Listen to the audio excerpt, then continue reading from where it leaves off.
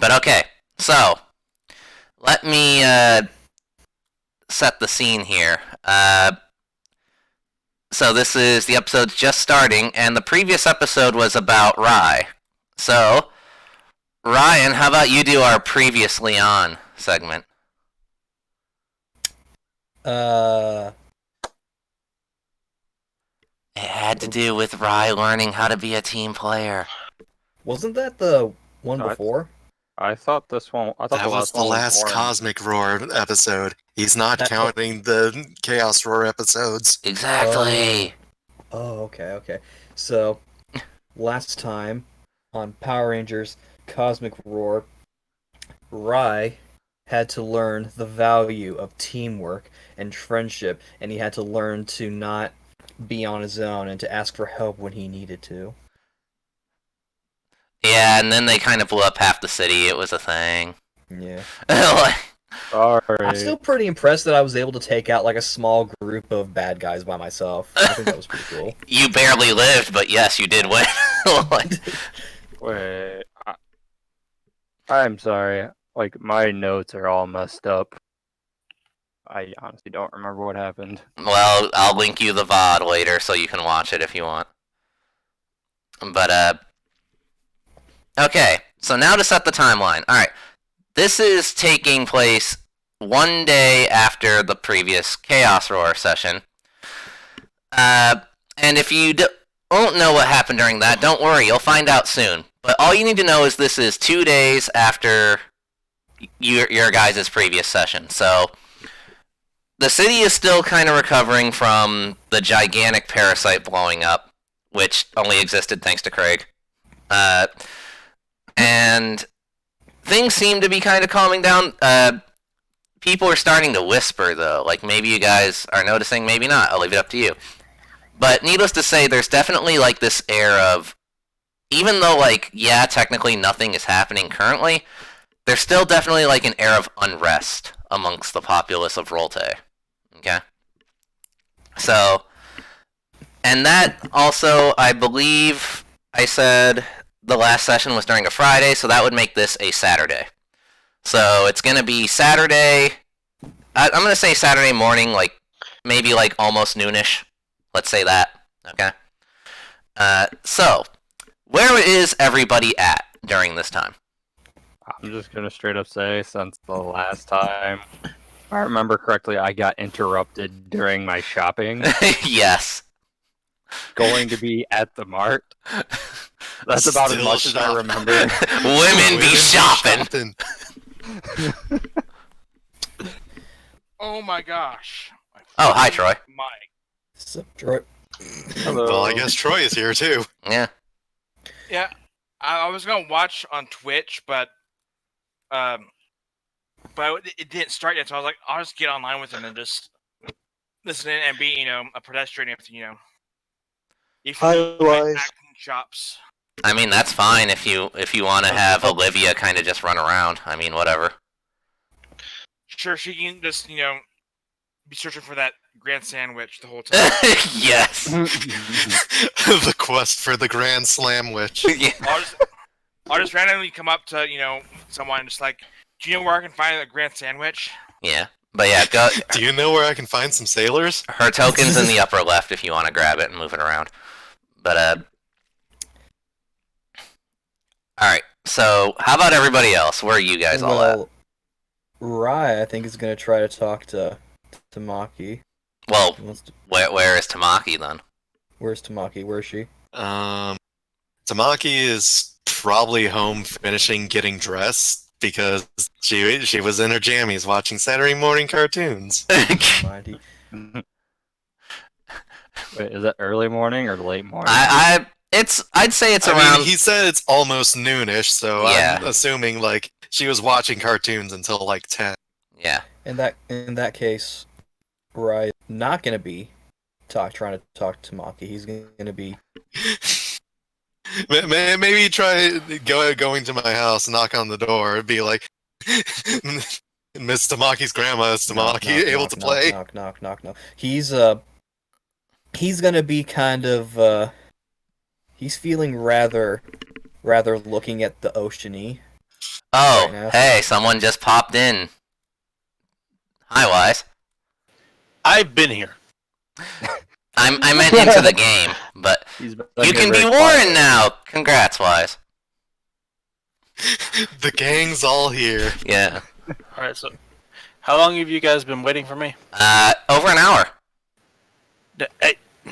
They were waiting on me too for about a half hour, so All right. It's fine. It's You're fine. sorry. It's fine. I mean, at least you didn't technically miss the session. yeah, Like we just started. yeah. I've been looking through the chat, and the only mention of it is Stan telling me that the upcoming Cosmic Roar episode is all about friendship from Monday. It didn't say when. It only said that upcoming. What time are they always at, Wise? Who knows, man? All right, you just go. That's why I said it's fine. You're here now. We can move forward. Like that. So, okay. So, Wise, where is Warren right now? So it's a Saturday, you said? Yes, it's Saturday. It's almost noonish. Where's he at? He's working on a personal On a person? project. All right, cool. Yeah, he's doing cyberware. Gotcha. That was a joke. I know. he's working on Deus. God, I can never pronounce the name right. Deus Ex. Deus Ex. He's Yeah. working on Cyberpunk 2077. I was going with Shadowrun, but that's a pretty good guess estimation. Alright. So, alright, and then lastly, Craig, where would you like Keith to be? So Keith is just hanging out by the ocean, away from who else was going to be by the ocean? I mean, I don't no one think- currently. I don't Well, think anyone I said Rye was kind of off in the corner near where the 12 was, kind of staring out into the ocean. Oh, By okay. the 12. By the 12? By the 12-year-olds. No, we Hi can there, say the little boys 12 and is girls. just like a gas station in this universe. Yeah, that's fine. It's just looking out at the sea in the morning, Okay. That's just fine. relaxing. Yeah, that's cool. That's fine. Maybe fishing. I wasn't sure if Keith likes to fish. Leo, because Keith technically belongs to Leo, and he said we're allowed to do whatever as long as we keep, like, the introvert part of his personality, so... Gotcha. So as long as you're not, like, too wild with him, I don't think Leo will care much. We get up naked, Oh, God. drinking apple juice in the morning. God. Gotta keep this PG. Yeah, there you go. You're allowed to be naked, but God forbid alcohol. Yeah. Apple juice. Fermented apple juice. Anyway. But yeah, alright. And then, Troy, where's Olivia? Just body check Keith, apparently. Yeah. Get lost, loser! Boom! I'll leave it right there for now. Okay. So, And is this after or before the anti-hero session? this is one day afterward. Okay. Okay, good. Alright, so Oh. I'm gonna also say that today, and yes, all your characters just know this, why, I don't know, you make up the reason. But I demand this as GM, sorry. But today is also, in this universe, Friendship Day. So, it's... Friendship. And it's not like a huge holiday, but, some people, they use it, like, as an excuse to, like, go hang out with their buds, do something special, whatever. It's just what it is, a day to be like, hey, bro, you're cool, So, yeah, keep that in mind going forward as well. Alright. So, Hey, Stan. huh, You're pretty alright. how dare you? Yeah. Heck me, I guess. Yeah. That's a paddling. But, And low. alright, so, now, let's see. So everyone's established their places. I am now gonna say, because this is a theme I've noticed with these latest sessions, so I guess it's just gonna be my thing for this story. But we're also gonna start with a news report, the early morning news. So, we've already established there's 2 different news stations in this town. This is coming from the one that is not Mika Banhara. So, here we go. I don't know what if you. I imagine any of you who are indoors would probably be privy to this news report. Maybe, maybe not. I'll let you decide. But I do. I'm a mechanic. I always have a radio going. Yeah. So there you go. I'll probably overhear it. Like Tamaki's grandma is just watching the news. You know, like Probably. yeah. So I've got my headphones in, listening to it on my iPod. okay. So. And then, is the news on inside the shop for Morgana or nah? I mean, I would imagine the radio would be playing over the system. All right, so okay, you everybody but Keith, I guess, will hear this, and Olivia, that too. But so all right, so this just in: breaking reports yesterday as a white ranger was spotted blocking the doorway of the now destroyed Panda Bakery. Eyewitnesses suspect that the Pride Troopers are the ones who caused the damage. There was a fight down in the afternoon, which destroyed half the block, and this is just coming off the heels of the recent monster attack which ravaged through the city. All other eyewitness reports also show that 2 of the Pride Troopers broke into the local bank to steal a gemstone. While there was no color on the security footage, various witnesses have stated that it is possible that these 2 rangers were the red and blue rangers of the Pride Troopers. More info to come as we continue on. Let us go. Forgot You what, mate? Let us go down now. Let us see what public opinion says about this concurrence. This is a news station because they're in such a tiny town. They kind of, extend their block by just asking random people what the heck, right? So, similar to last session, I'm going to let all of you guys be one of the people they ask. So you guys can have them say whatever, as long as it's PG-13. Okay. Nice. So Actually, it's the news, so it actually has to be great. It has to be G. yeah, so I'll let you go first, Craig. What does this random guy they approach on the street say about the Power Rangers? So pretty much, he says Power Rangers are lacking in skill. They're not very good at Oh, what they do. why don't they hire me? I could They one-arm talk all the about monsters. friendship all day, but their skills are lacking. Who is this guy? I'll fight him. I like to imagine this guy's like really, really short and like has like one really buff arm. Bruh. Way to call him out on his crap, dude. I mean, it's PG-13. Yeah. So, okay. So that's what he says. Alright, so, eeny, meeny, miny, Joe. What is some random chick they approach on the street say about the Power Rangers?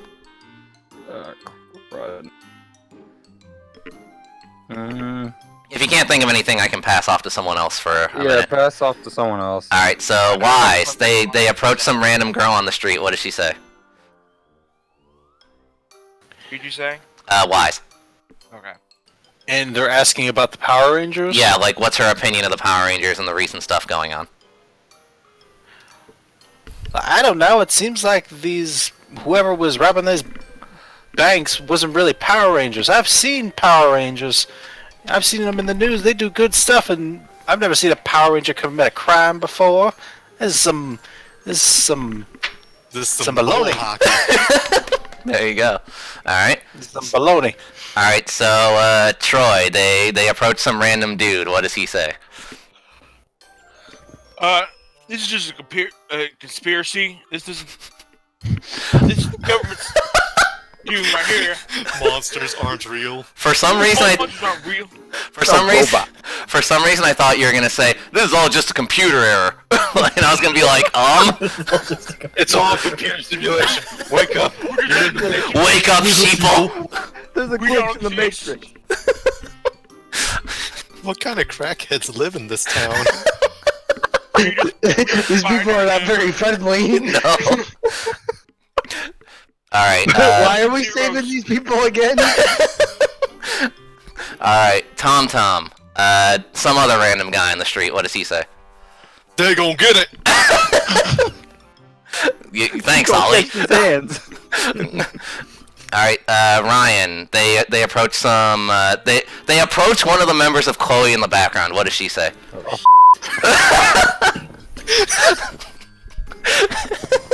There goes our PG-13, right My there. No, me. Sorry. Yeah. So, alrighty, so it's like, I guess this just shows that the Power Rangers are not fit to, help out. Leave it to the cops. Don't even bother. Like, just let the government handle things. Okay, so now that leaves you, Joe. What does this random girl say about the Rangers? About the Rangers or About everything. Okay. All right. Got it. Done. He just sneezes into the microphone. She just freezes and stares, like, oh. Nicole? Nicole? Ma'am. I'm sorry. And then they cut away from her because Yeah, no, I was trying to do it as fast as I can. I couldn't. All right. Hold on. Dollars from Jared. Yep. So okay, then I'll do the last one as I did last time, and it's some random guy, and he's like, well, I mean, if you ask me, this whole thing is just stupid. Why can't the Power Rangers just take their battle somewhere else? Like, we're innocent. We didn't do anything. Why do they gotta fight here? What did we ever do to deserve this? Like, how inconsiderate can you be? I mean, really. And he basically just goes on about how the Power Rangers are irresponsible douchebags, right? And I'll fight this guy too. and he's like, and not to mention stealing from a bank. What Ranger would ever stoop so low? I say we arrest all of them. I didn't pay for no Power Rangers, and if my tax dollars are gonna start paying for the Power Rangers, they better respond to me. I don't know why he became Southern out of nowhere, but there you go. But He gets more angry and southern as he speaks. yeah. Well, So Just drinking beer. It got worse. he's got like the Doug Dimmadome hat on. oh no! He gets longer as he speaks. So, but yeah, and there you have it. Public opinion on the Rangers does not seem to be all that high. Now, here's Ollie with the weather. Ollie, it's raining sideways! Thanks, Ollie. Back to you. Warren looks outside. It's a perfectly sunny day. He Wait, shakes I'm his down head. at the beach. He's at the beach. Where's Ollie? Where did this guy go? I'm down at the beach, and I'm just like, this rain is blowing sideways in my face. It's so great. Ah. There's Everyone like looks a single outside. cloud in the sky. It's just raining on Ollie. Yeah. Specifically him. Nowhere else. It's like a fire hose. Cursed. It's a fire hose coming down from this single little cloud. Next thing you know, you just see Well, I better Ollie run flying home. off in the distance, the cloud trailing him. Yes. Alright, so what are you guys' reactions to this news report that just went down? Well, when Warren hears about the Rangers, quote unquote, robbing a bank, he sits up so fast that he hits his head on whatever he's working on. It's like, ah, damn it! Ah, heck. Heckin'! And then what was his... We've already lost the PG rating. Yeah. Okay, just And leave it alone. I And mean, we're just, what was Warren's... gonna still try. What was the name of Warren's boss again? Was it Ray, I think? I can't remember. I'm just gonna say it's Raymond. Sorry if I got it wrong. but Ramen. but yeah, just all of a sudden think, oh, Warren, you all right? Yeah, fine. Yeah, crazy fine, what's just hit my happening head. out there recently, right, man? Like that that monster attack, that could have been us. It was right outside our door. Like, huh. Yeah, but it wasn't us because the Power Rangers took care of it. Now, did you hear what they said about them on the news? Yeah, I did, and I mean, I don't know, man. Like, things are getting really shady around here. Like, it's no wonder that frickin' our mayor decided to make this whole town rent controlled at this rate. Like, I'm convinced that's the only reason anyone's still here. He just he shakes his head, gets up, and he goes off and like starts texting the other Rangers saying, You see this crap? Yeah. "Okay, I Tamaki's said just he's gonna be working on a like, personal project." Yeah, Tamaki's just gonna be like, hold up, Grandma. I gotta go upstairs and call my friends about something. Oh, that's all right, dear. Just don't talk to any Power Rangers on the way. Yeah, sure thing. and then as soon as I'm in my room, I'm just like, I speak directly into my ring. I'm just like, yo, Guardian, beam me and the rest of the guys up. Like, we need a meeting now. Well, if you think it's urgent, and so with that, all four I of mean, before he beams me, I grab a box of stuff that I had prepared. Okay, so without hesitation, he beams the four Rangers up into the Hall of Champions. And for since Craig, I don't think I ever described what the Hall of Champions looks like to you. Your character's not there right now, but just so you have a visual in your head, right?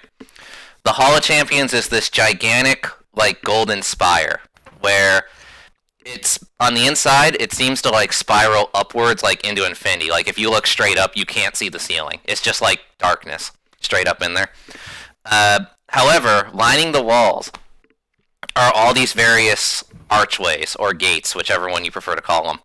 And each one has a giant bust of a Red Ranger helmet on top of them, each representing a different team. So, yeah, all four are now there, and the Guardian says, "Welcome, Rangers. Tamaki told me that there's something urgent we all had to talk about." Yeah, I think us Rangers need a little powwow right now. So, you see the news? Yeah, we need to put a stop to whoever these Ranger imposters are. A White Ranger? Like, that's just silly. Like, and A I blue- don't think a I've blue- ever seen that suit before. Guardian, that is there a Power Ranger like that? The Guardian shape. Huh? So I was gonna show him like a still from the news report that showed the White The Ranger Ranger. just standing there. Yeah. All right. And the Guardian takes a look at this infernal device that he has no idea what it is.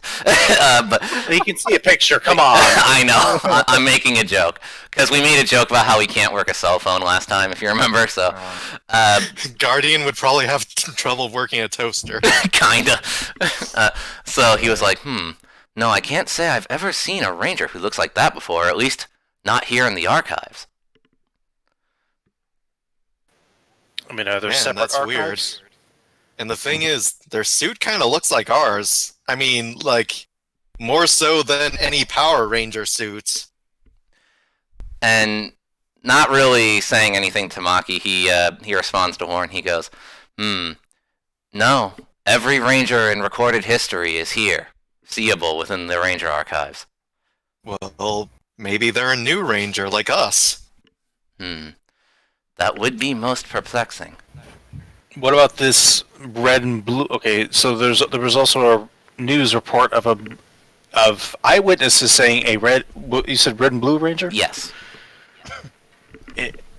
Robbing a bank. Have you ever seen these suits before? And he flips over to a still of that. And the Guardian then goes, well, did you and Rai go into a bank recently? No. He stares at him. I wasn't Actually, doing Warren, can I see something real quick? And she just kind of like grabs at his phone, not taking it, just kind of grabby hands, like, come on. He holds it away for a moment, and he glares at her, and before holding it out to her. I'm all like, And then I was- just kind of look at it, and then I kind of swipe over to like the White Ranger. I'm just like, It's not exactly clear, but Roll. I think these are the same suit. Roll for it. I'm all like, yeah, I was just out trying to get the new Chloe in the Background album, which I think I'm gonna take back now. 4. Okay. So yeah, what you said checks out. Like you looked at the two comparisons and like you're like 60% sure it's the same Ranger. I mean, it's kind of hard to tell without the color, but like based on the designs of like the helmets and like the patterns on the armor and stuff, I think it's the same guy. I mean, in my opinion, it looks a little bit more sinister than any other Ranger I've ever seen. I mean, it's kind of hard to make a suit of armor look sinister. I mean, especially when it's a bright neon color. Are you not seeing those spikes? And the Guardian then floats over to Morgana, and he's like, "What do you take of all this?" We need to find these imposters and put an end to their tomfoolery. The Tom Johnson foolery. Hey, I have no foolery to do with this.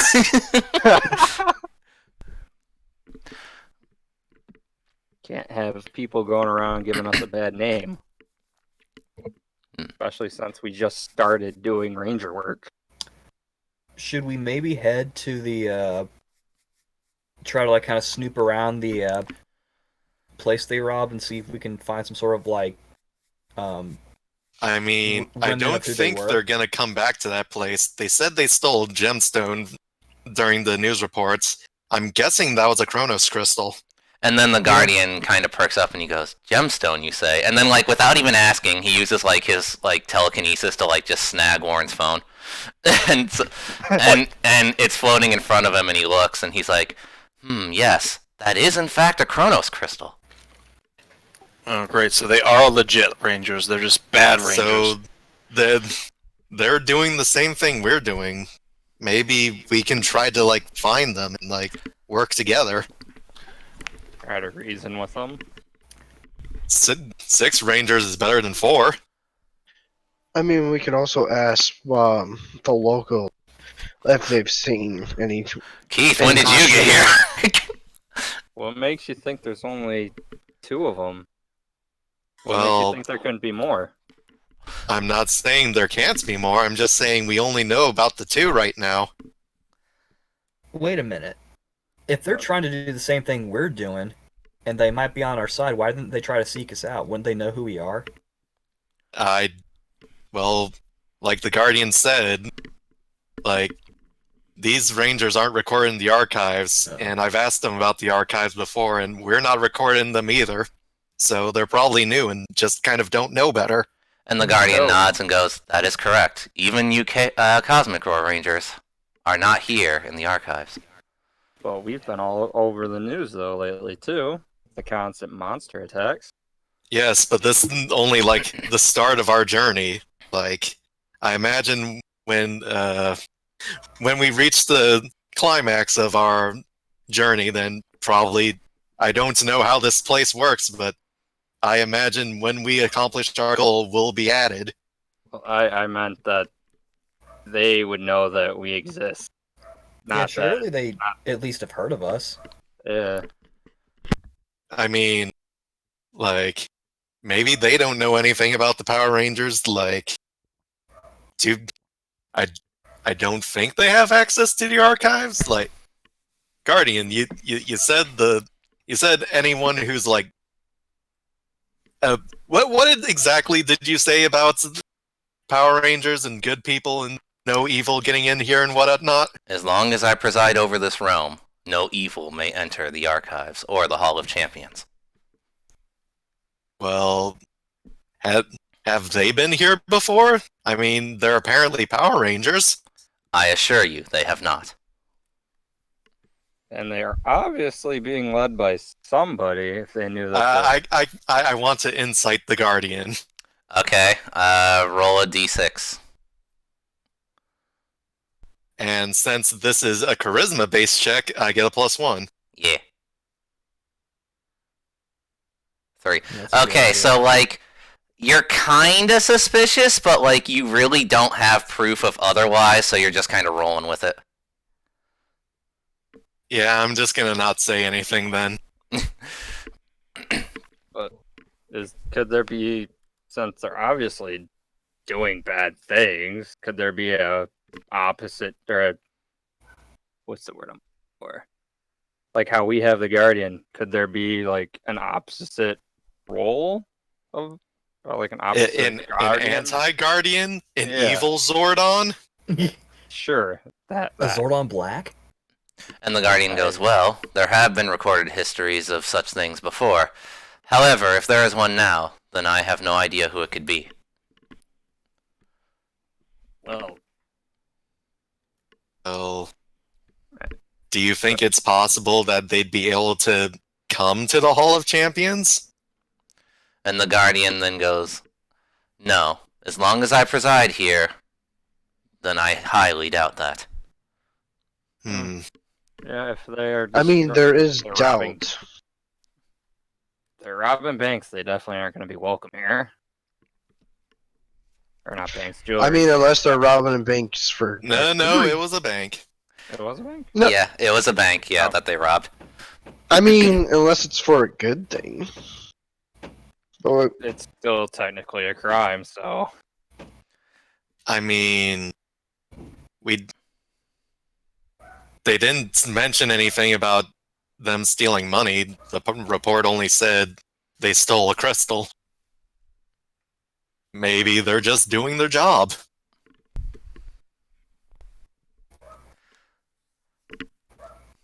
The Guardian then goes, I'll be sure to look into this matter further. If there is another Ranger team out there, then I agree. It would be more beneficial for them to be on our side.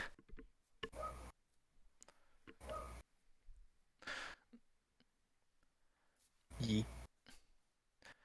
Will that be all today, Rangers? Oh, one other thing, and she just kind of like slams the big box that she's been carrying onto like, I imagine there's like a center table in the meeting room. Are you assuming there's a table? Hold on. Nope. No. So Tamaki just slaps it on the ground. You know, you should really get a table in here. Like, I'll hook you up with this great place called IKEA. What Be is an careful not to try and to pronounce any of the names of the stuff at IKEA. what is an IKEA? I have not heard of this contraption. First off, it's It- IKEA. IKEA. I'm gonna stop you right there, Chief. It,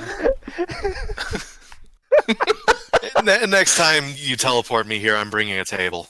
Anyways, recently we got our weapons, right?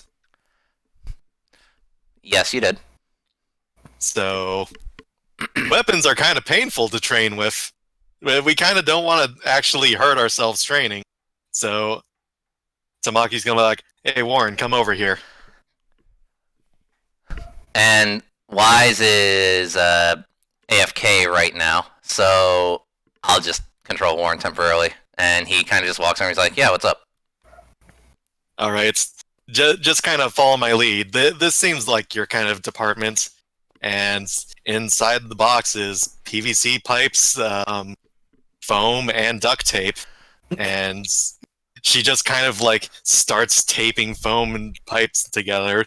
And it looks like she fashions a spear out of it. would you roll for that? Roll to see how effectively How you the did it. result- There it is. Were. Right. Since this could be considered an art thing and I am an art student, can I get a +1? Yeah, go for it. 3. Damn Okay, it. so it's not like the greatest ever, but it gets the job done. Like, people It understand. gets the idea across. Yeah, exactly. They get the It's point. really flimsy. They get the point. Like, This thing doesn't have a point. That's dangerous. yes. And Warren's like, oh, I getcha. And so... Oh, Wise is back. So Wise, roll a d6. 3.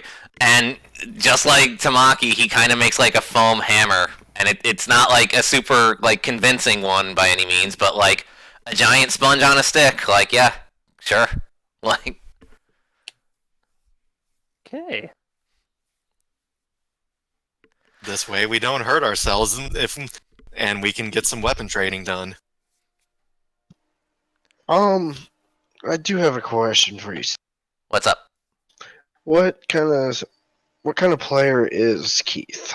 Is he like mage? Is he a range? He's just some guy. He's just some Not a dude for fighter. right now. He's Okay. like I told you, he was basically an NPC. So like, Oh, okay. so yeah, Nothing other than stalk us occasionally. pretty much. He just shows up for no reason. He does have direct contact with every ranger though. So if you ever want to use that, that's at your arsenal. Oh dear lord. So No. So, can I have Keith like go around asking people Stuff? about what? about the Rangers? Sure. I mean, I'm not. If I'm an NPC and I'm not in the champions, Yeah. I mean, then I wouldn't know your guys' conversation. No, you wouldn't. So, yeah, by all means. So as I'll say that now you guys start making your foam weapons and you decide to like do like a quick training session. All right. So what's Olivia doing? Sandwich. Audio log, day 1, the search. Day 3 of no sandwich. It's been 1 day since the destruction of the cafe and the destruction of the grand sandwich that I was rightfully taken away from me by a giant fat man who decided to destroy the whole cafe. And now I am searching for the one person I know that works there. I think their name is like Larples or like Durples. Durples. I really don't remember. I have a concussion. Deadpool. But my quest must go on and find the grand sandwich. And She's nothing, just kind of speaking into her phone. and nothing will stop me. Hold on. So He's rolling to see if something stops you. so right when you say that, a flying squirrel just flies right into your hair. Just yep. Just bap. Ah! Why, you squirrel? Why are you squirrel? I like how you've just turned Olivia into this weirdo. Like, She's obsessed with the grand sandwich. You She don't has understand a how hunger she that can tastes only it. be filled by Denny's. Alright, so now we cut back to the Rangers real quick. What are they doing? First things first. We're out of the. Are we back in the town or? I'm gonna say that's up to you. Did you guys finish your quick training session or not? I'd say we just kind of wrapped up.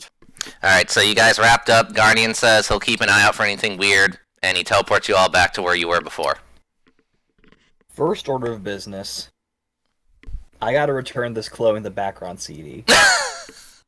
So I'm gonna head to the Target or whatever, or the Mart, I guess. Or no, that's Morgana's place. So my next This question is a they supermart. train- It sells everything. Yes, you can go there.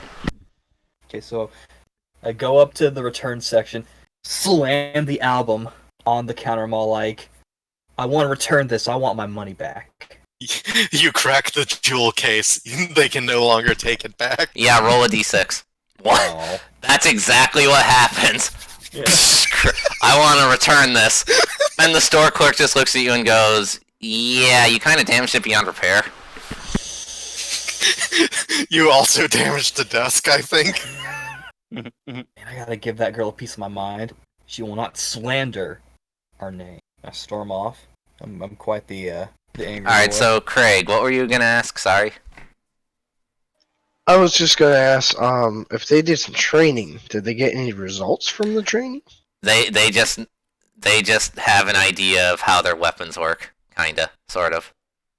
Oh, okay. I mean, I imagine if we get into a fight within the next, like, within a certain allotted of time, maybe we can have a +1 because, hey, we did some training and, like, we're freshened up. Sure. Yeah. Sweet. So, how about everyone else? What are you doing? Rye just kind of got upset at a store clerk who is now just confused. And what's everyone else doing? For the third time, trying to buy groceries. Well, I imagine you. Just not allowed to ever. Hold on. You gave me an idea. I got to roll for something. 3. Okay, never mind. Nothing of particular note happens. No. 3. Yeah, no. Just to confirm, the bank robbery was that in the city, our city, or was that in a Yes, different city? That was in the city of Rolte. We're going to go to the bank. Okay. Just pick whatever building looks the most bank-like to you. We didn't establish which building was the bank last episode. Say either 4 6.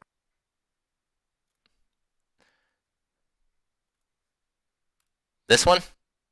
Alright. Number 5. Oh, number 5? Okay. Number 5. So it's a tiny bank. Alright. It's more like a credit union. Kinda. Alright, so he's at the bank, and It's a payday loan. there's still some workers who are, like, patching up the giant hole in the back wall, but otherwise the bank is still functioning, because, people gotta eat. So, they came in through the back. They just busted a hole through the wall. yes. Did they bust a hole straight into the vault? Yes, they did. That's got to require some strength. Yeah, right?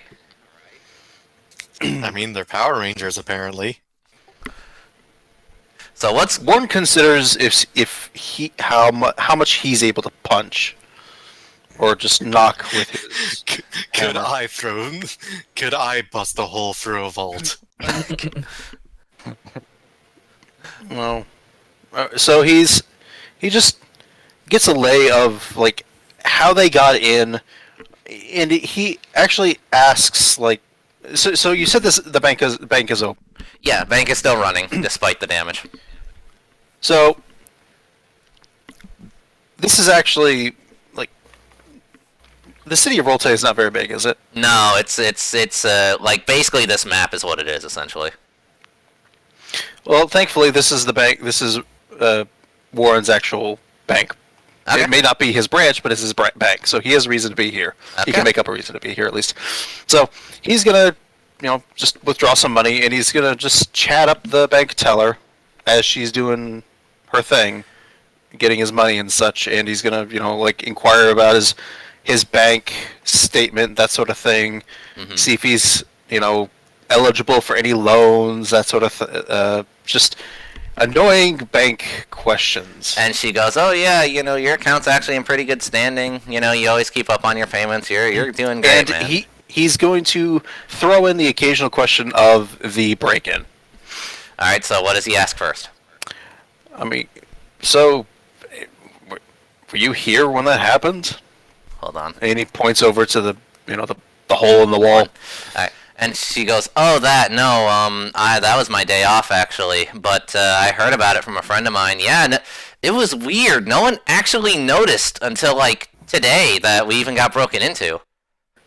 So, hold on. Okay, out of character, you broke off before you finished the sentence, so Oh. I didn't actually hear what you said. Oh, my bad. So, if the bank was closed when the actual break-in happened?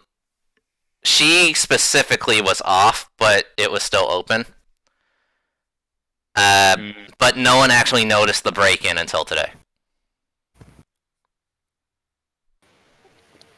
When did the break-in actually happen?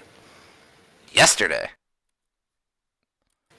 So an entire business day passed before anybody noticed that they had a hole in the back of the vault. That is correct. Wow. He stares at her for a moment and he says, "I'm beginning to question the safety of my investments in this bank." And she responds with, "Well, I'm sorry, sir, but us normal workers aren't allowed inside the vault. Only, higher ups are allowed to touch stuff in there." But nobody heard. What? And she goes, "Oh, the vault is soundproof. You see how thick the door is?" Fair. I mean, the back of the wall isn't, so I mean... Fact. So what?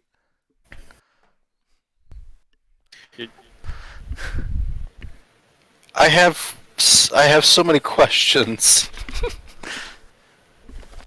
Well, I'm sorry, sir, that you have so many questions, but not to be rude, but my break starts in about 5 minutes, so... He takes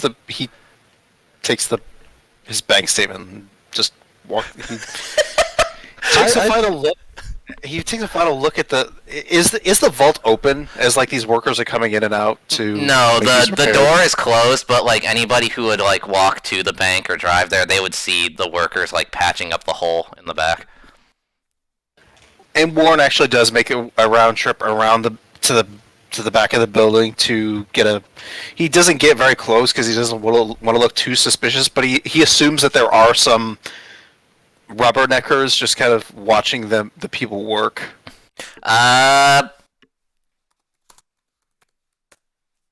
Two. There doesn't seem to be anybody who's like looming in. Well, he's not gonna linger, but he's gonna take just a few minutes to just look at it and just just observe the damage. I guess. All right, so roll a d6 for me, because I'm gonna count this as a perception check real quick. 2. All right, so you don't notice anything too particularly out of place. You just kind of notice that there is in fact a hole, like dead center of this wall, like where the back of the vault would be. And that, there's like 2 guys who are like slowly plastering over it and like replacing the metal of the vault and stuff like that.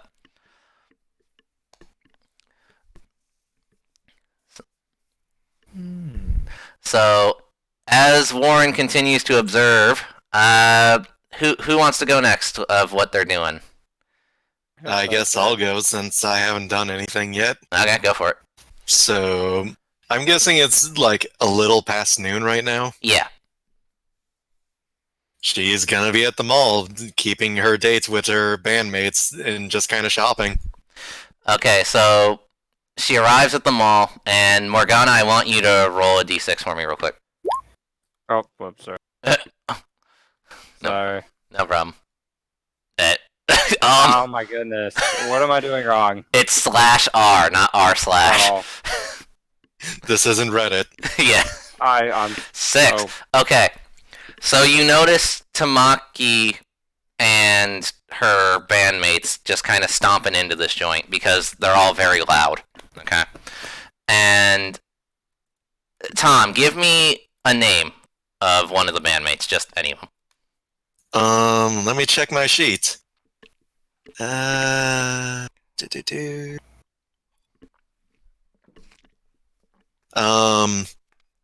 Sarah. Okay, so Sarah is like, Tamaki, girl, I haven't heard from you in forever. How have you been?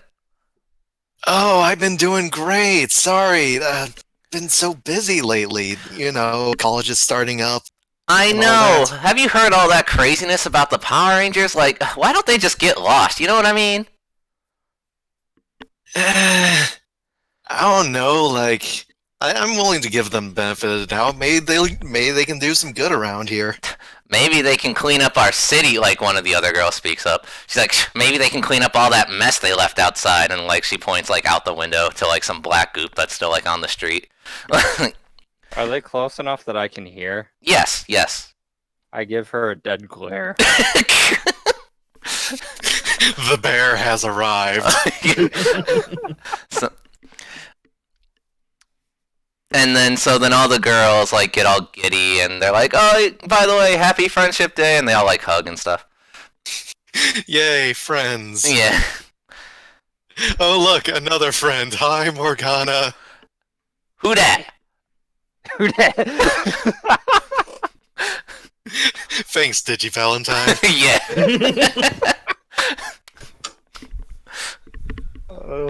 And then his intro music starts playing. You should probably expect spoilers. Dun dun dun. Hi, Tamaki. Hey, what's up? Me and the girls here are just kind of like, hanging out. It's Friendship Day and all. Oh, nice. I'm just trying to get some shopping done. Since I haven't been able to for the past 2 days. Ah, that sucks, dude. Yeah.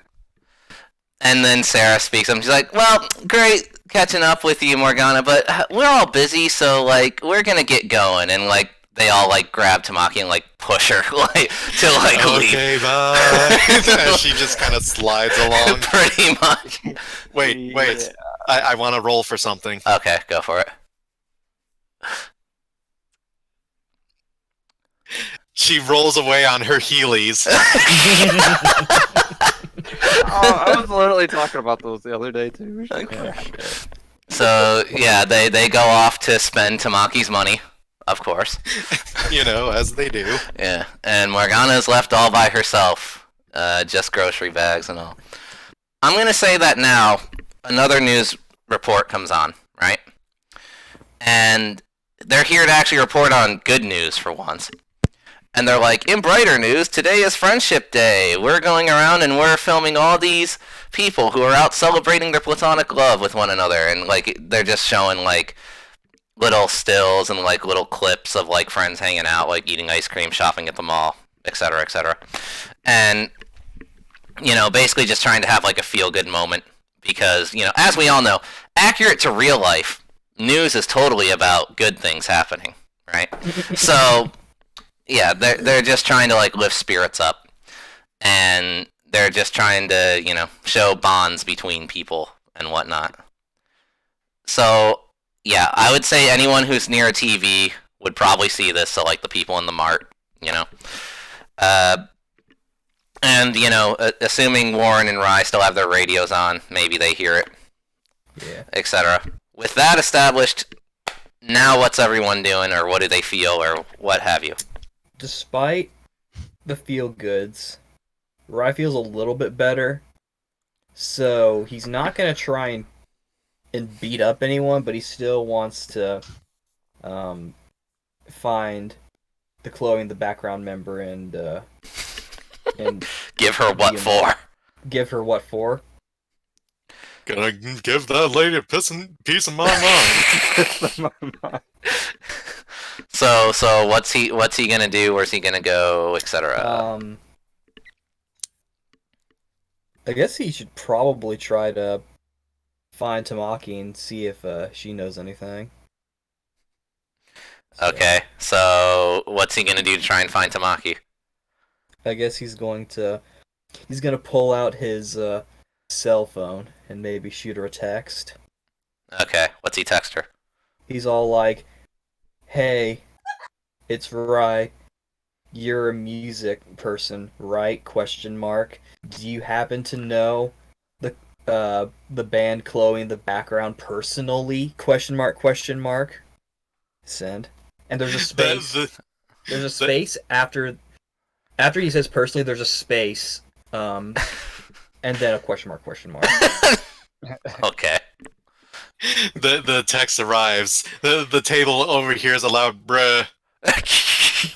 Yes. Hang on, it's my phone. And then she just kind of like reads to herself the text, and she just kind of texts back, not really, no. Why do Dang. you ask? I'm really upset about what they said about us on the on the thingy, On the Telemundo. on the on the Fuji TV. And I was gonna see if I could give. Also, I know you can't see, but I'm doing the thing with my thumbs. I was gonna see if maybe you could perhaps direct me to their proper location. LOL. And I'll text back. I'll point you in the direction if I figure it out. All right. Thanks, XD.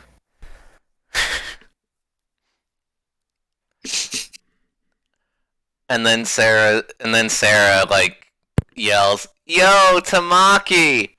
They made this super triple decker fudge sundae that's like a tower long. Come buy it for us."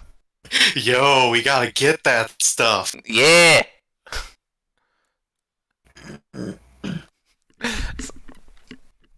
So, alright. So, Ryan had his turn. Who wants next? I think I'm the only other person that has to do something. Okay, so what's Morgana? I'm gonna say Morgana's probably done shopping by now. What the heck's she gonna do? I'm gonna take my stuff home. Okay, so where's where's Morgana's house? I thought we established it here. I thought. Okay. Who knows, man? I'm just gonna say sure it is, why not? Okay, so as you walk home, right? Morgana is like just kind of browsing around. There's still some damage to the city, but it is getting better. And she also notices, like how the news report had said, she notices friends just kind of like messing around in the street, having conversations, hanging out, just, being pals, doing whatever. And as she sees all this, she can't help but feel a little sad. And so, what is racing through her mind right now?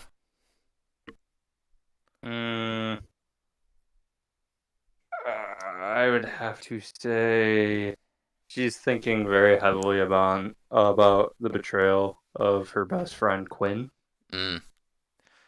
And so, I'm gonna say here she has a flashback pertaining to him. What goes on in this flashback between her and Quinn?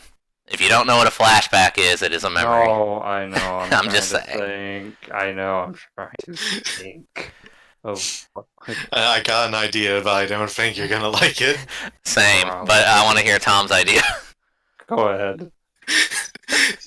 You and Quinn falling down the stairs after eating the death gummies. No. As funny as that is, no. You using Quinn as a mallet.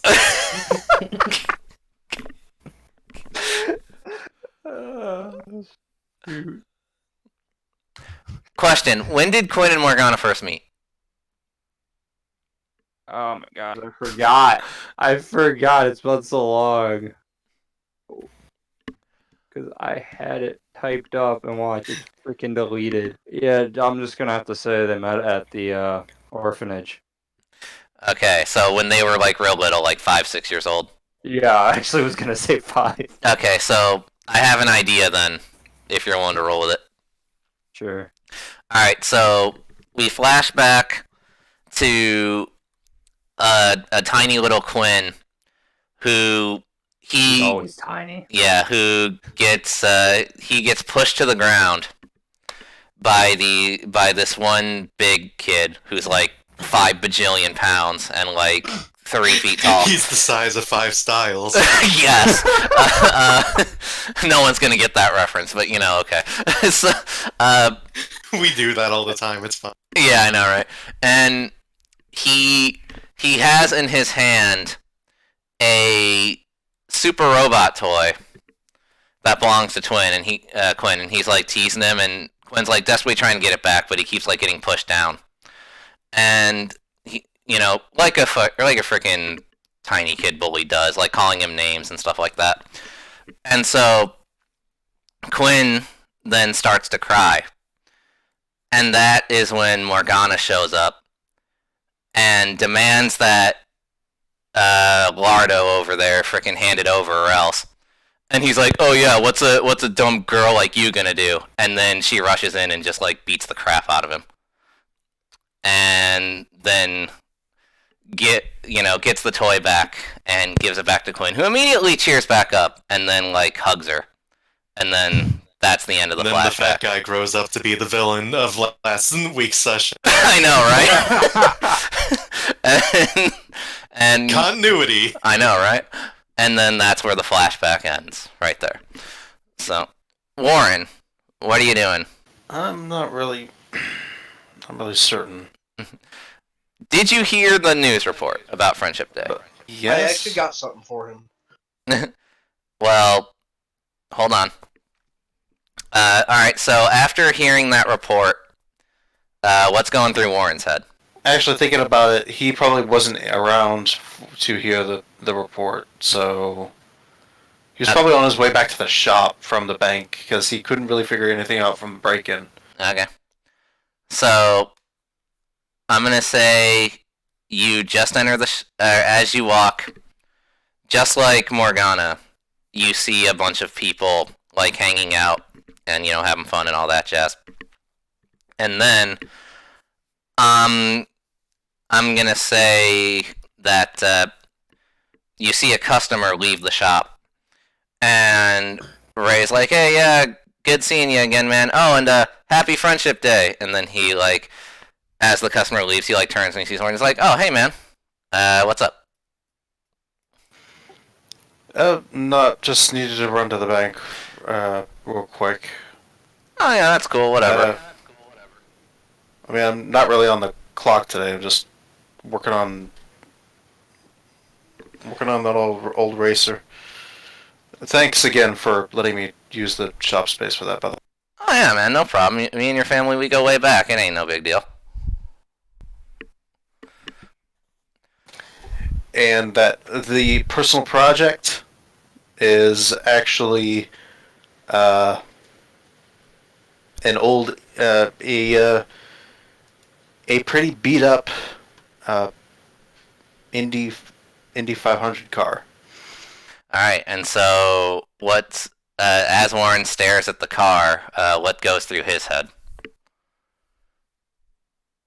How much he misses his friend. And so, do you want him to have a flashback too, or not? Give me a moment. Okay.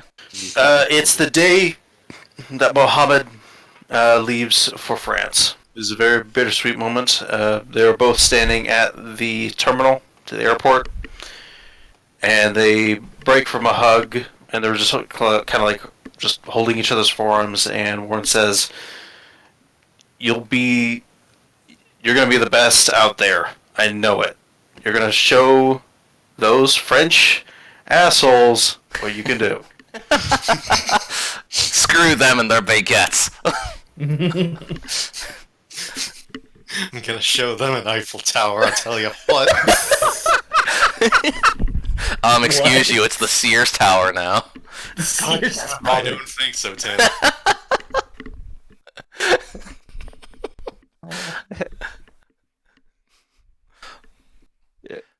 And Mohammed just laughs and just clasps his arm a little bit tighter, and he says, "Just be sure to cheer me on, yeah." And they have one more bro hug before Mohammed's flight is called, and Mohammed boards the plane, and that is the last time Warren ever sees him alive. Who would like to go next, if there's anything specific they want to have happen? Okay, so since Olivia has a concussion from what happened yesterday, she starts thinking, I need to go lay down because I'm just seeing double now. I think I need to get some sleep. So, she almost thought she would collapse just and from the concussion, but she goes up. So as you know, I'm just gonna go back up here Okay. and not bother anyone, and then just go to bed. You know, Take a nap. screw today. I'm going to bed. Not like our friends. Because she needs her sleep. Because she's got a busy day tomorrow searching for that grand sandwich. Man, can't believe she's going to bed at like 1 p.m. Yeah. She needs the energy. She can't get it from food because only the Grand Slamwich would sate her. Yeah. Yeah, she's fasting. Okay. Oh dear lord. All right. Alright, night, y'all. Night, Troy. Jeez. All right. Oh, he was actually leaving. Yeah. All right. So, how about you, Craig? Okay, so Keith's just standing there Uh-huh. at the guard. He turns around. He's like, what am I doing here? Today's Friendship Day. Mm-hmm. So he looks outside to see if it's still raining. It is in fact not. No rain to be had. I was going to roll for that. See if the rain comes back or not. He just sees Ollie outside. Oh, still raining. Oh god. Nope, it stopped raining and it's perfectly nice out. Yep. So Keith's like, you know what? I'm going to give my buddy Warren a call. I just want to say hi to the Blue Specifically Ranger. Warren. I want to say hi to the Blue Ranger. I like that Blue buzzes, Ranger guy. Warren. He's pretty alright. Okay, so Keith calls up Warren.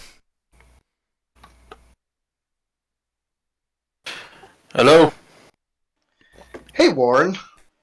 Hey, have you heard about Friendship Day? Yeah. Why? Hey, I was wondering if you were busy. I wanted to see if you want to go fishing with me.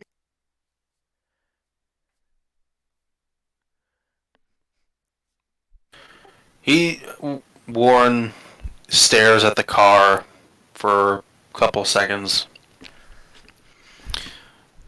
before he nods and he says, "Yeah, all right, we can do that." Okay, do you want to... I'll meet you down at the docks. All right. Do I need to bring a pole? I got an extra one. All right. See you then. See you. And Warren hangs up. All right. That's So, all I had. all right, that's fine. Okay, so, Rye, where are you at? What are you doing right now? I'm still generally in the same kind of area, and Just standing there. I'm kind of looking back at my phone, waiting for another text from Tamaki, and to buy Please the text time, me. Please text me. I sure my feelings. Please respond. Oh, God. So he starts scrolling through his photos, and he's just kind of, and I do this too actually sometimes. He's going through and going back, and he sees a picture, an old picture that he took, or that someone took, probably using his phone actually, of him and his papa, when he was a lot younger, and it makes him think about the relationships and the friendships that he's had over the years. And it reminds him kind of about how he misses his dad. And he thinks about, he thinks about the times that he spent with his father and how he kind of misses those days.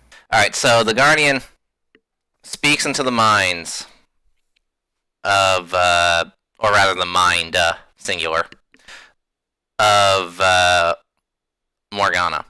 All right? And he says, Morgana, I'm sorry if it seems as though I'm snooping, but I noticed you're all alone while everyone else is out celebrating the holiday today.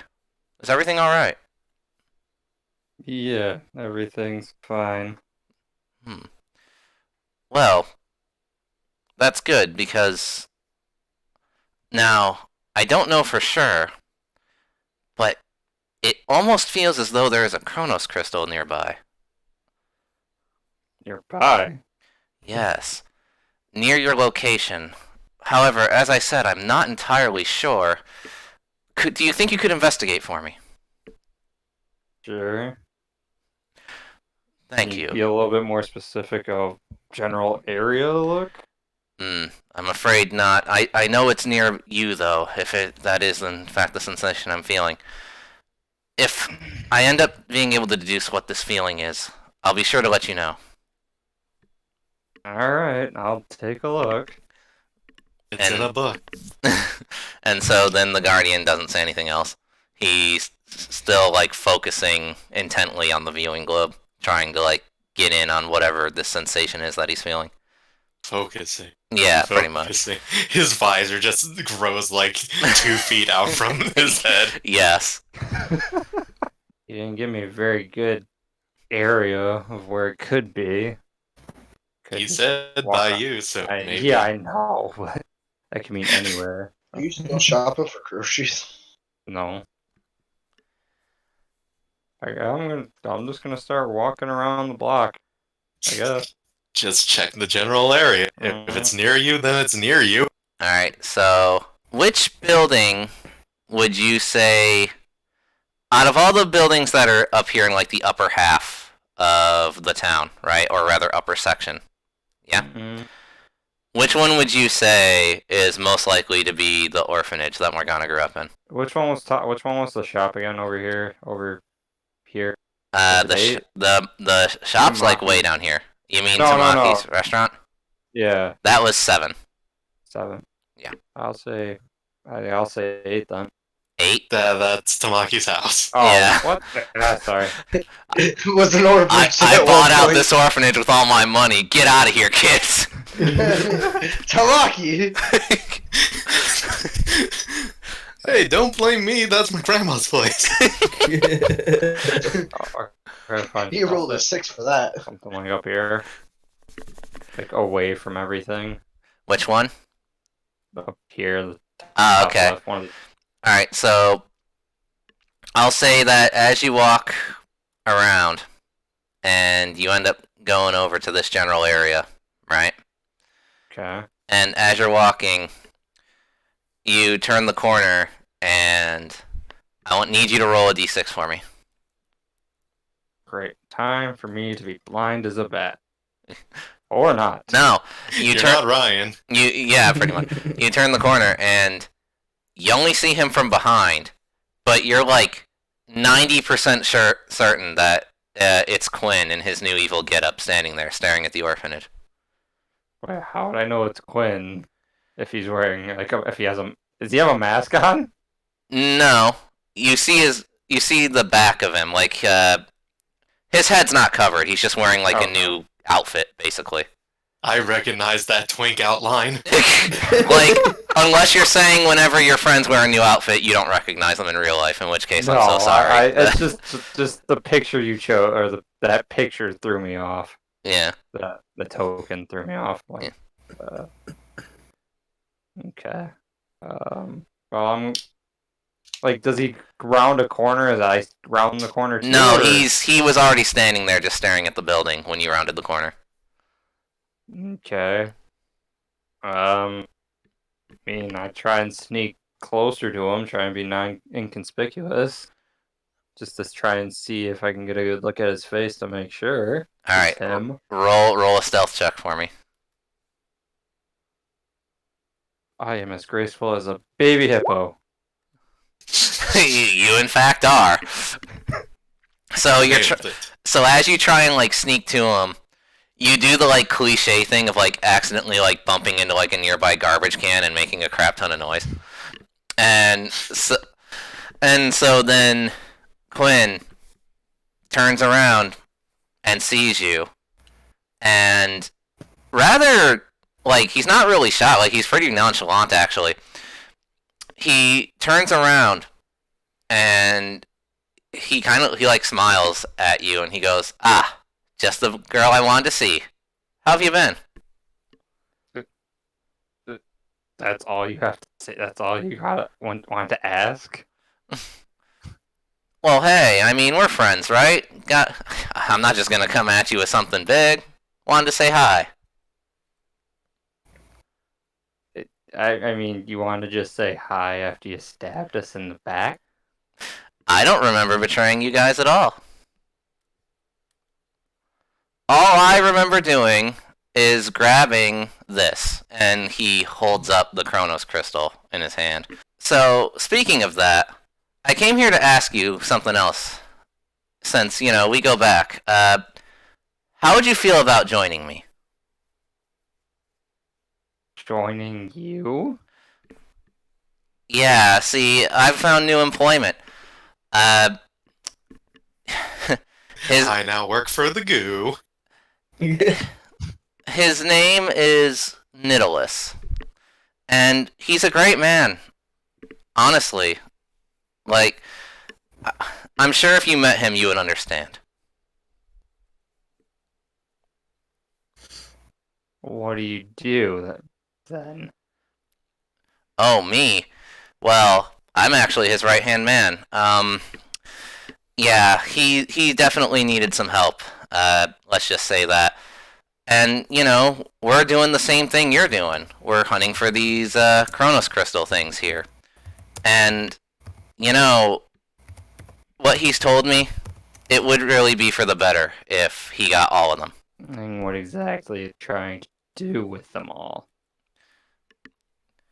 Oh, well, I'm sure it's something you as Power Rangers, and he's like saying that like half sarcastically, would be down with. He wants to make a world where there's no more pain, no more suffering, no wars, no hatred. It's a beautiful image. I'm sure he could show you if you came with me. I'm very skeptical about this. He notices you're kind of hesitating to answer, so he's like, and he just kind of shrugs, and he's like, well, I guess think about it, but trust me, he's a great man. For the first time in my life, I found someone who treated me with respect. And I feel like he's the guy to lead us all if it's going to be anybody. So, think about it, and hey, do me a favor. Next time the parasites are hunting down a crystal, could you just not get in the way? I mean, you're really making it harder for us, So... He controls the parasites? Yeah, see, that's the thing. He makes a lot of those things. And, I mean, sure, yeah, a few people have gotten eaten, but, like, it's for the greater good. I mean, it's just a couple. Like, come on. Greater good. I remember pulling you away from one of them because they were trying to eat you. Oh, no, it it wasn't gonna eat me. See, I'll have you know that,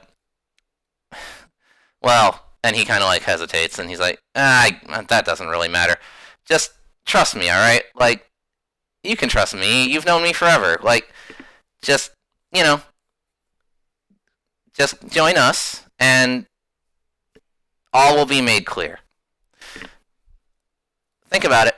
And he, like, starts to walk off, like, without even really saying goodbye. I try and get a hold of the Guardian.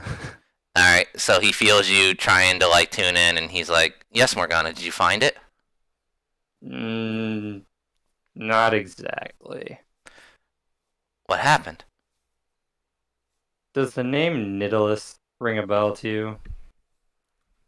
Hold on. 6. Alright, so the Guardian, like, he pauses for a minute, and he's like, oh dear. That is a name I hoped I had never heard again. It's that bad, isn't it? Yes. I'm going to call the Rangers here for an emergency meeting. And so then he telepathically talks to Warren, Rye, and Tamaki, and he goes, Rangers, we have an emergency. I need you in the Hall of Champions as soon as you possibly can. Alright, sure thing.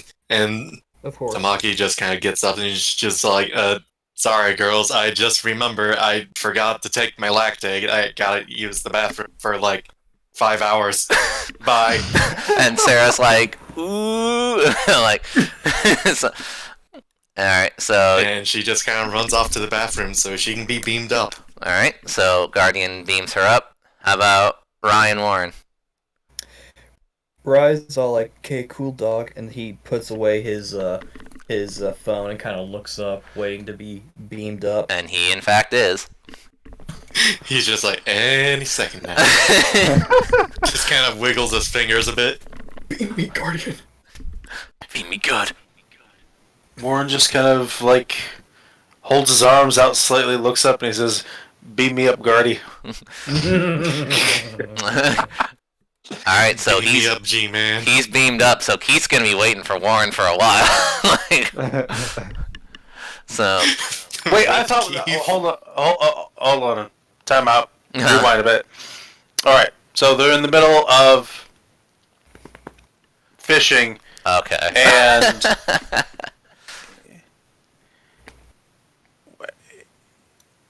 and Warren like acts like his phone is gone off, like vibrate. He picks up. He makes the noise with his mouth. Burp. And he picks it up and he pretends to answer it. He says, "Oh, really? Okay. All right. Yeah. Okay. All right. I'll be there in a bit. All right. Sorry. All right. Bye." And he looks at Keith and says, "Sorry, my boss called. And he needs me. He's calling me in. Normally it's my day off, but apparently there's like something big that he needs me to help him with at the There's garage." a big and gooey emergency. That's no problem on there. I'm actually probably going to try to get some sleep here. I'm pretty tired from all this fishing. Also goes to bed at 1. Yes. Sleepy boy. So Warren just kind of, says his goodbyes, runs off, runs around the corner, and gets beamed up. All right. So, Craig, are you going? Pretty much. I'm pretty much. There's not too much more for me. All right. Thanks for coming, though, dude. Appreciate it. Yeah, no problem. Alright.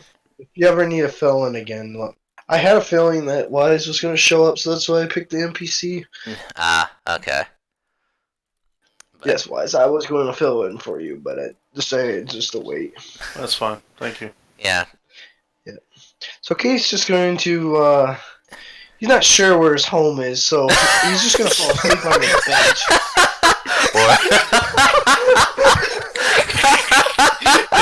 In universe, that's hilarious.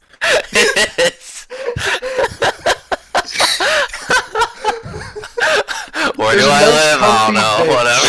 Whatever.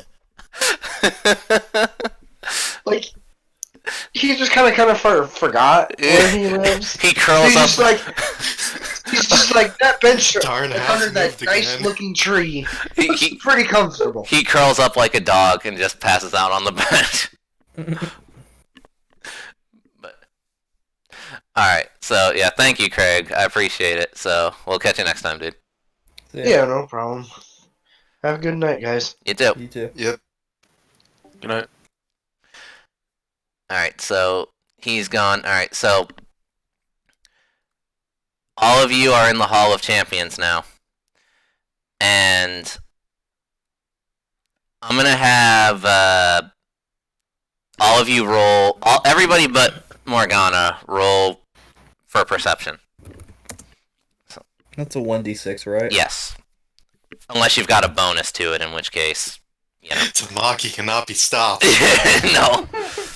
Wow, even Rai notices something. 6, 5, 4. Okay.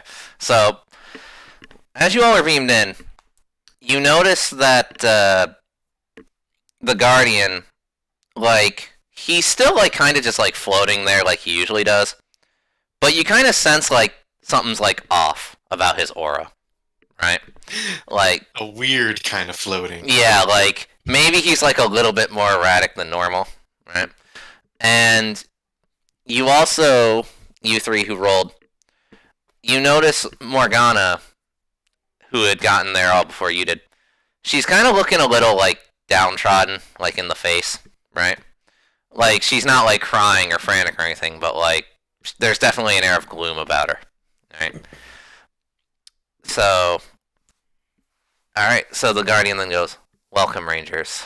I'm afraid there is some dire news. Morgana, why don't you fill them in on what happened?" I may have ran into one of the goons that works under the guy that's making the parasites. Great. Did you beat him up? No, he got away before I could do anything. Ah, that sucks. Next time, call us up. We all got that app that Warren somehow made. Magic. Water magic. Yeah, it's magic. I ain't gotta explain crap. But we do got a name for the guy behind everything. Let's hear it. Nidalus. Gesundheit. No, that's his name. Oh. That's a dumb name. I know. And then the Guardian goes, "This is no laughing matter." Like, he's actually pretty deadly serious. Like, normally he's pretty aloof, but here he's, like, speaking very direct. And he goes, "I don't know if you Rangers recall, but I mentioned a previous encounter I had when I first recruited you all. Lord, Oh, that thing where you fought the guy in space and the Chronos crystal shattered into all the pieces that we're finding. yes. Lord Nidalus was that encounter. Oh. Well, that explains a lot. Yes. He is a being of immense power. If you should ever run into him, run. This is very serious. If he gets all of the crystals, there is no telling what sort of havoc he could wreak upon our entire universe." So, this goon that you ran into, did he say anything? Like, did he talk about anything? Mostly that they're looking for the crystals to wipe out all the pain in the world, and that we were being a bit of a thorn in his side, intervening.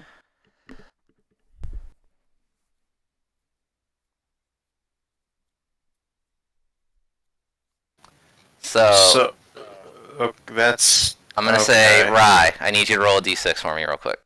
Sure. 6. Okay. Wow, you're actually perceptive today. Alright, so, Rye, when Morgana says, like, thorn in the side, you kind of make this connection between the crystals, them, and what's been happening recently. Okay. How you want Rye to interpret all that, I'll leave up to you.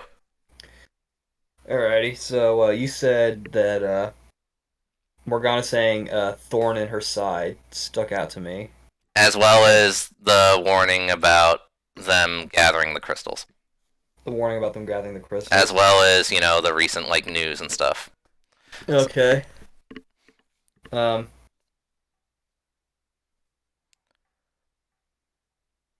sorry. Could you repeat exactly what Morgana said? I kind of. Morgana talked about how she ran into a henchman of Lord Nidalus, and he mentioned that the Power Rangers are getting in the way of them gathering the Chronos crystals. And that's it? Pretty much, yeah. Okay. And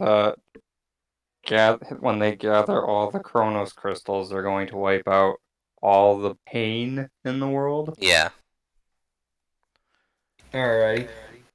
So then, I'm all like, it sounds to me like the Rangers we saw in the news report and this guy are connected. I think you might be connecting invisible dots there. And the Guardian kind of shakes his head. If Lord Nidalis somehow managed to create his own team of rangers, that would be very dire indeed.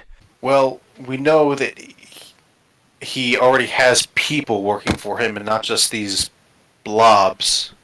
So it's not too much of a stretch of imagination that he could have granted people abilities, maybe even made them look like Power Rangers, but they can't be Power Rangers, right? I mean, this Natalist guy, wait a minute, time out real quick. Uh-huh. Did the Guardian just, like, explain the power, like, the grid force? Did he ever tell you guys what the Morphin Grid is? Yeah, the Morphin Grid, yes. No. He never explained what that is. Okay. It's never been spoken. I mean, okay. I mean, this guy can't. I mean, he can't just make Power Rangers, right? Like they got to be some sort of mock-up, or just like just some powered-up goons, right? And the Guardian then thinks for a moment and he goes, No. He would need access to the Morphin Grid in order to create Power Rangers. The what? The Morphin Grid. And so he then goes, behold the viewing globe. And he points you all at it, right? Right. And the globe then, or rather from the globe, projects this like giant holographic image, like a dome around you guys. And in this image, you see the cosmos, like itself, like, and there's like energy swirling around, and you see spirits of various rangers, like flying through this void all around you, as well as various different like keystones or power sources of their various powers, what they use to transform. And he goes, the Morphin Grid is an energy source of which every Power Ranger derives its power from. If any single person would ever gain a direct access to this Morphin Grid, there would be no difference between them and the very God that you all believe in. So you don't have access to this morphing grid? I do. In fact, only me and the Morphin Masters have direct access to the Morphin Grid. Morphing Masters. I imagine, like, the Morphing Masters would be the people who are able to recruit new Power Rangers. People like Zordon and Gote. Am I correct? And the Guardian then shakes his head and goes, actually, no. The Morphin Masters preside even above them. Oh. Should you ever meet a Morphin Master, pay them the most undue respect. For to them, you are a mere speck in the grand scheme of infinity. Dang, sounds important. And so then the image gets sucked back into the globe.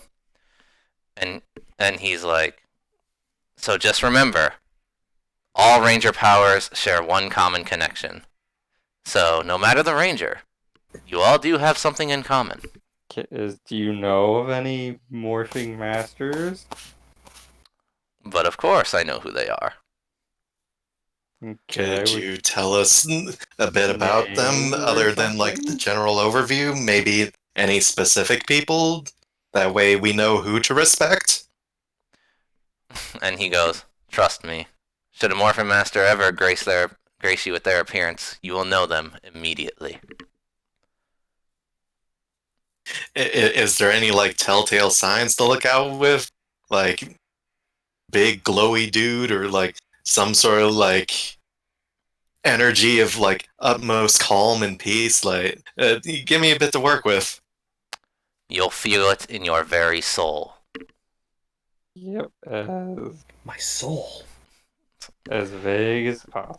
And then the Guardian then turns to Morgana. So, Morgana, how did you get all this information? I have to know. Yeah, Actually, thinking about it, why would some goon just kind of tell you about all these things? Like, are they just so corny now that they'll just monologue to anyone? It wasn't exactly a random hench. Nani? He claimed to be his right-hand man.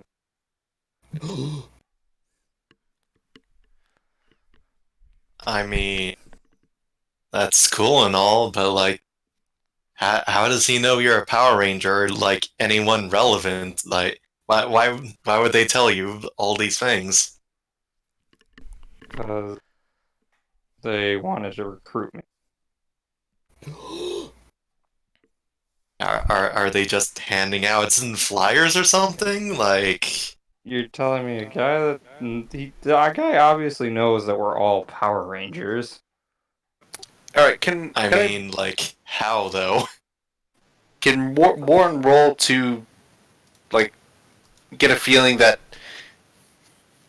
he's kind of beating around the bush. She's kind of beating around Yeah, the bush. go ahead and roll. Like, Yeah, like, I'm also trying to like clearly do something here about this because I'm just like, yeah, you're leaving things out. Tamaki, you roll too. Okay. Rye, meanwhile, is just kind of watching. Do you want me to roll? It's up to you. You do what you want. I'll roll. Okay. Oh. Rye is just kind of watching. Yep, that's the Rye I know. Meanwhile, Warren, like, he's kind of got a feeling that Morgana's not really given the full story, but he's not really sure. Tamaki, meanwhile, is like, okay, yeah, you need to spit this out. Girl, Pretty much. come on. Who is it? Somebody that trusts me very well. Very much. and how about a name? It was Quinn. And the Guardian then, like, waves his hand and the viewing globe turns on. And we get, again, as if this were a TV show, we would see the clip where right after you guys fought Shrek and he let go of the Chronos Crystal, this weird, like, skinny dude just, like, ran up and, like, grabbed it and then, like, got beamed off into the friggin' sky. Oh, that guy. Sorry, it just kind of slipped my mind because heckin' Trek hate that guy. Heckin'. And then the Guardian, like, this is most serious. If Nidalis is gaining allies, it's no wonder he's been able to attack the entire world at once recently. So, Morgana, what do you plan to do about all this? Oh, you gotta stop Nidalis. Well, then I'm afraid to tell you that the best way to do that might be to dispose of this friend of yours. I was afraid you're going to say that. However, I will leave this decision up to you. Well, you don't need to use the word dispose. We don't even need to. We don't need to. We don't need to destroy him. We can, could we lock him up here? Like, could we contain him here if we captured him? Or maybe, like, he's corrupt in some sort of way? Like, didn't you say the Chronos crystals have some sort of, like, mind-altering effect on normal humans? Yes, that is true. It is possible that the crystal, or perhaps even Nidalis, has corrupted the mind of your friend in some way. Tell me, did he seem at all strange to you when you talked to him? Oh, he was pretty calm. Straightforward with me. Didn't really seem out of the ordinary. Speaking out of character, Mm-hmm. He was pretty blasé about, the death of all those people during the initial event. I mean, he's blunt about it, but, like... Did avoid my question when I asked him why. When I asked him why the parasites weren't going to kill him. Guardian senses that this is kind of dying out and the air's like getting thick. So he goes, Well, Rangers, I'll leave you all to decide what we do with this Quinn person. Just keep an eye out. Assuming that what I sensed earlier was him, he might still be in the city. If you all wish to return, I will send you back. With that, he beams you all back down to the city, and I will say that this is where we have our small break. So, Nice. yeah, we will be right back in 5 to 10. Everyone go get a drink or use the bathroom or whatever you need to do. We'll return in just a moment. It's time for Ask a Ranger. This week's question comes from me, Quinn, and I specifically invited my BFF Morgana here because I wanted to ask her this personally, okay? So, Morgana, Yo. something's really been bothering me these past few weeks. Sorry if this offends you, but, like, I just noticed that, like, half the time when I talk to you, it's like you're a totally different person. I mean, like, your mannerisms change, and I think even your voice sounds different too. Like, is everything all right, or like what? No idea what you're talking about. What? No idea what it's. Dude, like, there was it's like you have a weird personality shift. Like, there was that time you used me as a hammer at the fair, right? And then, like, now here you're, like, really chill and, like, you're just kind of straightforward. Like, it's like you got two personalities in you or something. I don't know what. Quinn, I've literally always been like this. Rye, back me up. Like, she acts and sounds different, right? Right? I like her just the way she is. Rye, that doesn't answer the question. Oh my god. Okay, I need someone to back me up. Tamaki, I know you're busy, but you answer me What's this. up? Morgan, she sounds different half the time, right? Right? I'm not crazy? Yo, let me check. Hey, Morgana. Sup? Feeling okay? Yeah. Okay, cool. Yeah, no, I don't get it. Oh my god, they sound the same. They're not the same, but they sound the same. They're not the same, but they sound the same. We got a call. Hold on. Hello? Yeah, Quinn, I found you a new apartment. Wait, what? How? You don't have any money. What do you mean I don't have money? Hey, whatever. Anyway, Zink, answer this question. Morgana, she acts like totally different sometimes, right? Right? And her voice changes. Do you want some eggs? Oh Click. my god.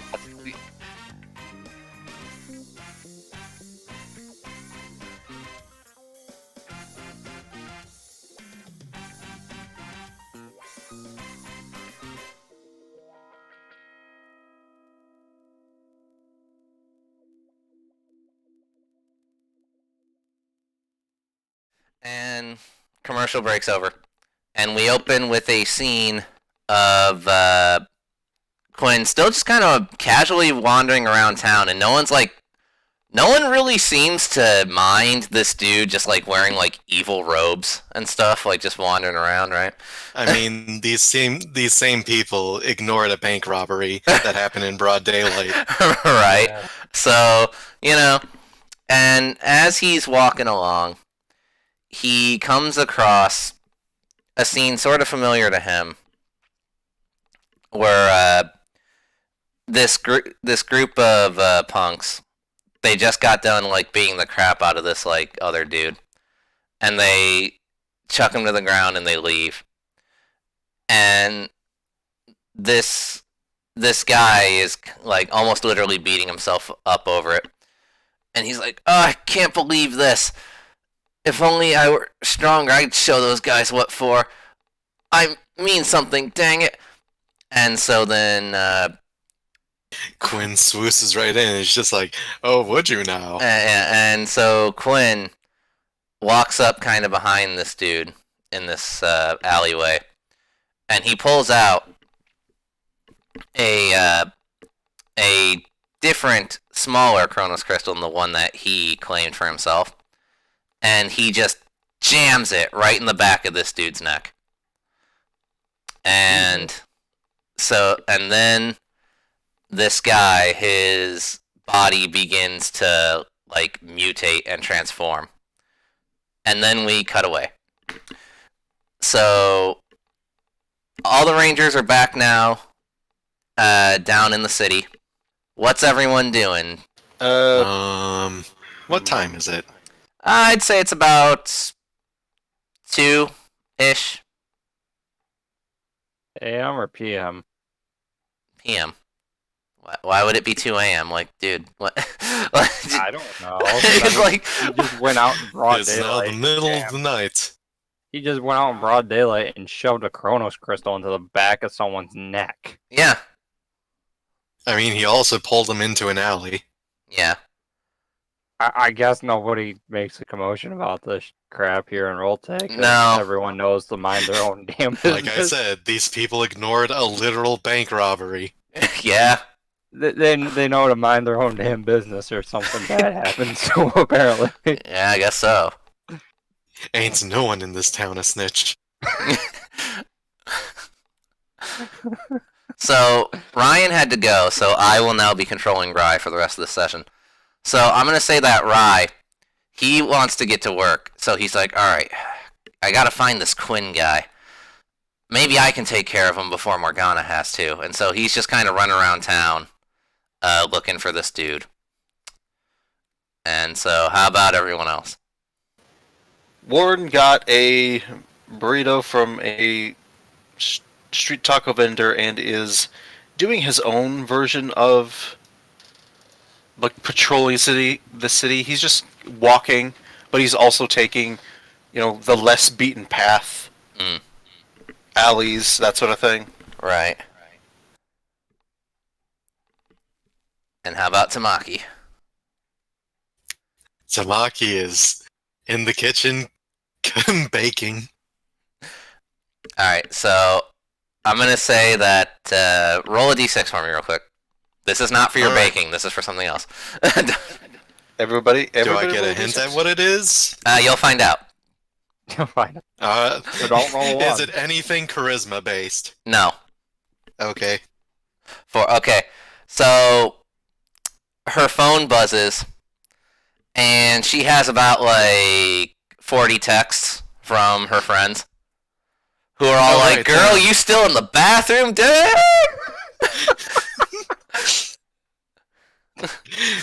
Yeah, lactose intolerance does that to people. You've been in there for 7 years.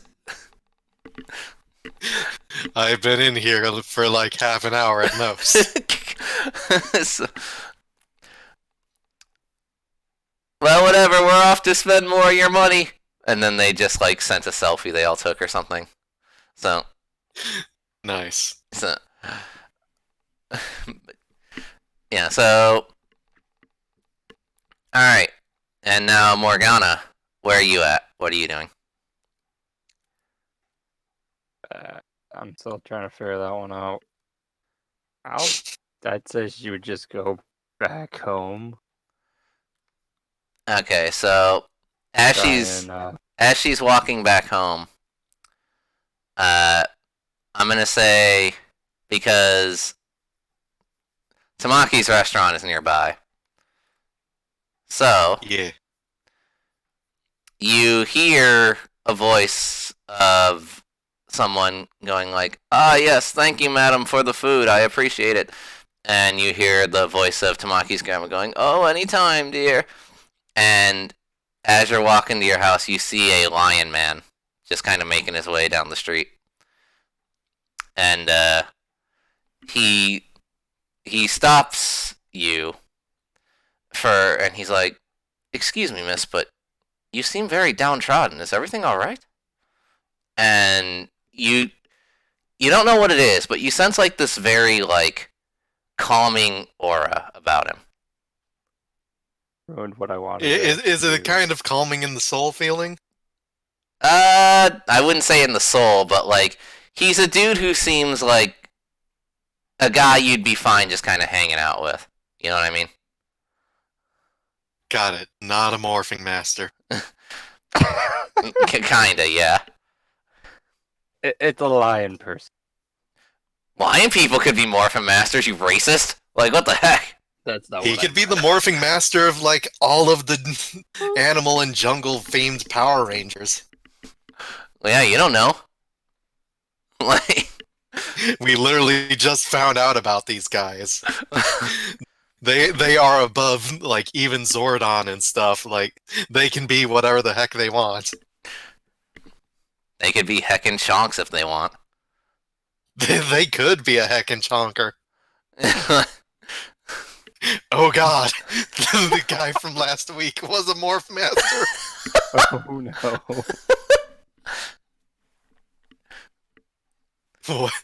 What have you done? But yeah, Morgana, how do you respond to this lion man who just approached you? I just told the guy it's something personal. Kind Ah, of just to evade the question. I see. Well, and then he kind of leans a bit closer and he's like, well, from one Yellow Ranger to another, I'm here to help if you need it. How did you know I was a ranger? Oh, our friend the Guardian told me. And he can't say anything to me that there's a ranger in town. Thanks. Well, I did only just get here.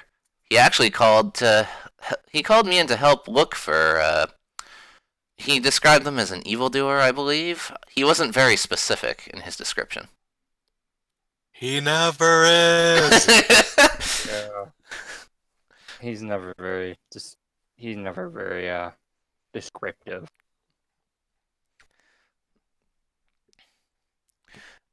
But yes, I can definitely tell that something is weighing heavy on your mind. I'm sorry to pry, but please, you can't just hold these things in. It's not good. Well, a close friend of mine betrayed me long ago, and he reappeared earlier today, offering me to join him and this guy named Nidalus.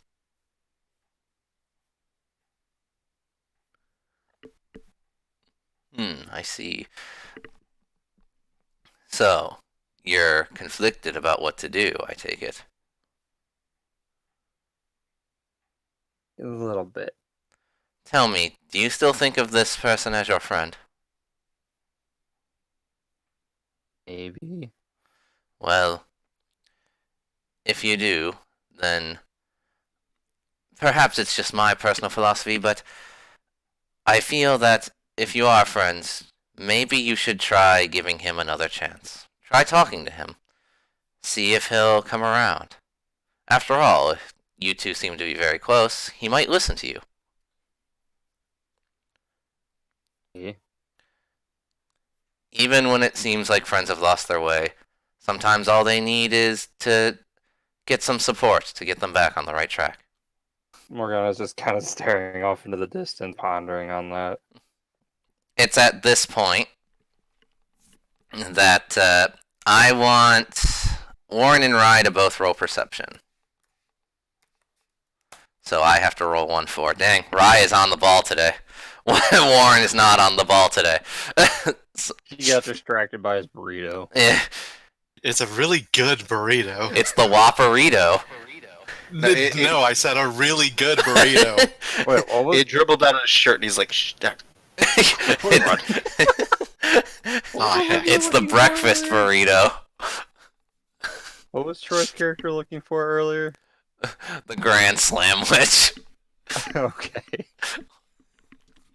Alright, so Rye, over off where he's at, he hears some shouts and screams of people panicking, and there are some who are running away.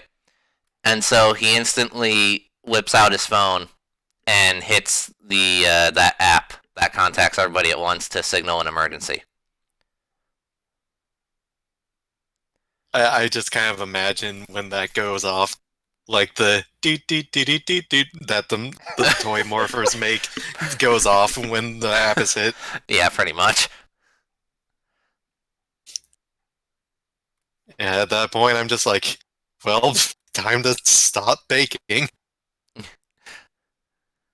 So she just kind of like puts her like ingredients back in the fridge covered with plastic wrap. It's just like, this will be fine. It needs time to rise anyways. And just kind of takes off to wherever that is.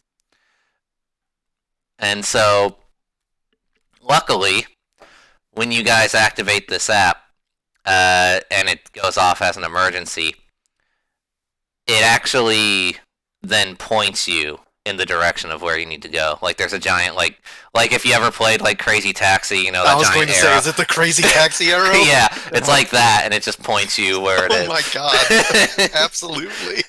Yes.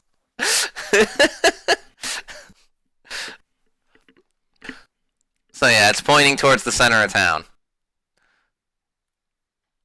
Off to the center of town, I guess. How about you, Warren? What are you gonna do? Oh, I'm. You said it's pointing towards the center of town. Yeah. I'll follow. All right. So, and Morgana, how about you? I thought you were gonna do something with Leo, so I was waiting. Well, no, you're the one with the app, not him. He doesn't I know, have... but it would make a noise, so I thought he would. Whatever. I thought you were gonna go a different route with it. So Oh. yeah. He hears the doot doot doot doot doot doot, Yeah, and he's just like, why does that sound familiar? I don't understand your Earth language.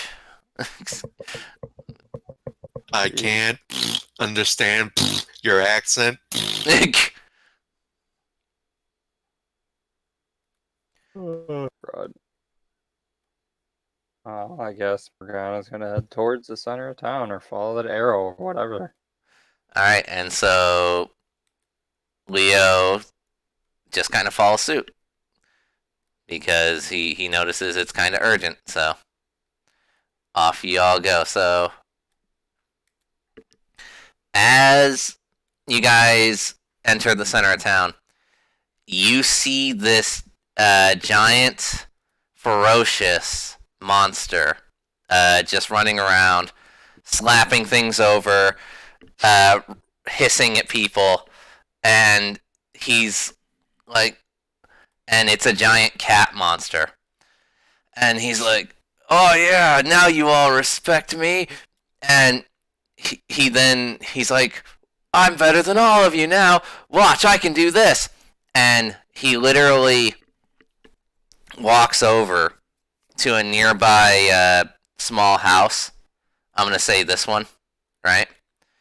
And he like gets it. He like freaking power stance, and then just lifts the whole freaking house like right over his head. Yeah, like.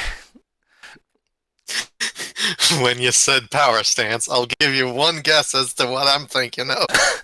Yeah, I have an idea. Yeah, you do. So yeah, what's you guys' reaction to seeing this just like werecat basically just lift a freaking house? Why is there a giant talking fuzzball? And then Leo's like, "Excuse you." Yeah, man, that's racist. Less of the why, more of the what are we going to do? Well, do what we do best. Punch. And then Rye's like, "Oh, I get it." And he like posing, he's like, "All right, guys, let's turn cosmic." Yeah, that sounds great. And then he morphs into the Red Ranger. Yeah, something like that. Hang on. She just kind of goes behind a building, comes back out, she's morphed.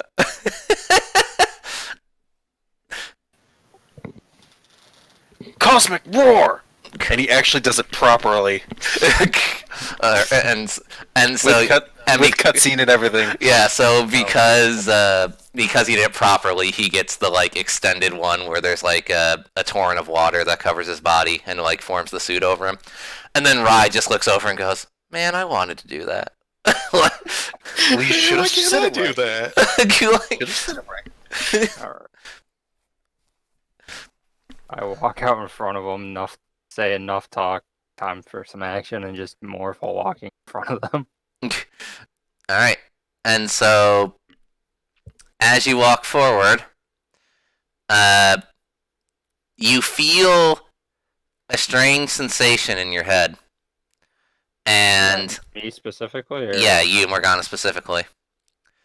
And you look up, and on the roof of a nearby building, you see Quinn staring down at the scene. And I can clearly see him? Yep, you see him clear as day. He's just standing menacingly. Crud. Alright. I'll yell at everyone else to deal with the cat. I'll go after him. Alright. Okay, I guess. Alright, and so with that, you, with your Power Ranger legs, you leap onto the roof and follow Quinn, who, like, calmly walks off to the roof of another building. So... Wait, where are you going? What? Fine. So Warren advances towards the cat as he's no doubt about to pick up another house, and he whistles at it and the to get its attention. And the feral feline, attaching a gigantic pipe in between these two small houses. He's like, eh? Warren summons up his hammer, and he sets the head down on, like, he sets it down, like, head first onto the ground, and he's like, "Here, kitty, kitty, kitty," and he, like, claps his hands together like he's calling a dog or something. Alright, hold on. And he says, no, keep going. My bad. He says, come play with something else. Alright, so I need you guys all to roll initiative now. Including me? Yes.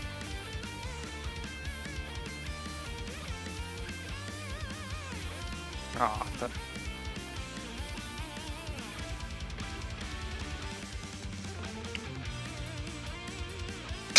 Wait, 2d6.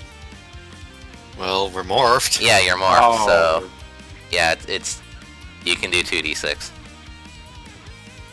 Okay. The feral feline just looks at Warren and just goes, "That's racist!" and then just throws the frickin' two building, like Duplex. like dumbbell that he just created, like, straight at him. The house-sized dumbbell. Yeah. Like, so... I really hope that's vacant. It is now. You can't beat a 20. So, That's not physically possible. like, unless you want to spend charges for defense. But... That looks like it's really going to hurt. Yeah. So, are you going to spend anything, or no, you're just going to take it in the face? Okay, so if I spend... Okay, so normally I have 2 charges. I have two dice. Yes. And so if I spent 2 charges, I'd have 4 dice, correct? Yes. It's been a while. It's still gonna be hard to beat because you would have to get almost perfect. Yep. Yeah, if you want to contest that and have a chance, like, you would probably need to spend at least 3 charges. Even then, that's still iffy. Heck, even if you were to spend all your charges, it'd still be iffy. I'm gonna spend 3 charges. Okay. And so then how do you defend or try to evade with your 3 charges? Oh, you matched it. Yeah, you match it. So I'll say you can't dodge it, but you can block it. So how do you block it? He's gonna swing his hammer. just super swing the hammer and stop the 2 houses dead. Okay. Like, it's gonna, like, it's not gonna split because it's a hammer. Yeah. But it's gonna, like, crumble halfway, and the 2 pieces are just gonna sail past him. Yeah, I'm gonna say though that because that was quite a lot of force though, you do like definitely feel it, and you like skid back a bit. Like this took some effort on your part. So yeah. All right, and so as you're sliding back, Rai catches you, and he's like, "Don't worry, I got you, buddy." And so then he runs forward and tries to just do like a leaping punch to the feral feline. Take this, you overgrown furball! And so... Alright. And so,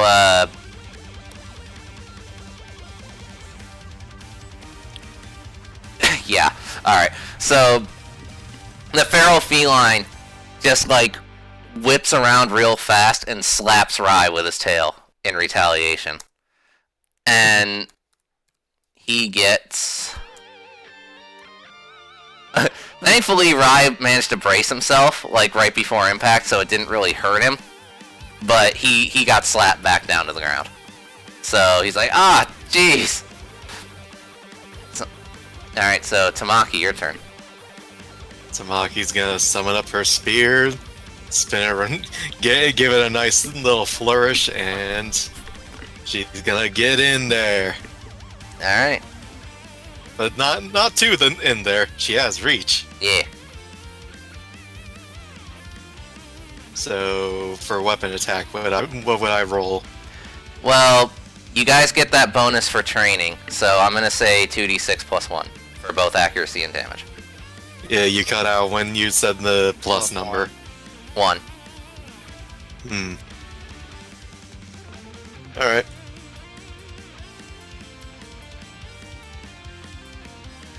Okay, so he's got to beat an 11. It's gonna be easy. 13. Okay, so you go and you try to like stab at him, and with his feline reflexes, he just kind of like nimbly dodges out of the way, despite being so much bigger. Cat. Yeah. Like, he may be a heckin' chunkster, but he can still jump. He moves like Fat Albert. Yeah, and in fact, he jumps on top of the mart. And somehow the mart is still, like, supporting his weight. It's pretty amazing. Get down from there! Heckin' jump! Jump! He just yelled, "Make me!" back at you. Don't make me come up there. And so Leo walks forward, in the middle of you guys who are like staring down the feral feline, and he goes, "Do you all mind if I help?" And not at all. And Rai's like, "Hey, a lion guy, cool." And so Warren, what's your reaction to this just random lion man showing up?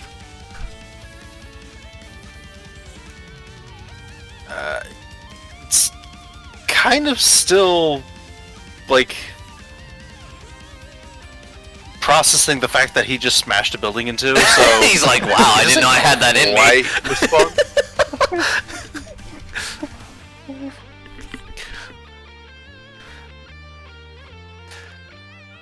So yeah, he doesn't really respond. Okay, so... And so then Leo is like, well, if you all don't mind. And he pulls up his sleeve, and you guys see that he has like this like yellow cube around his wrist, right?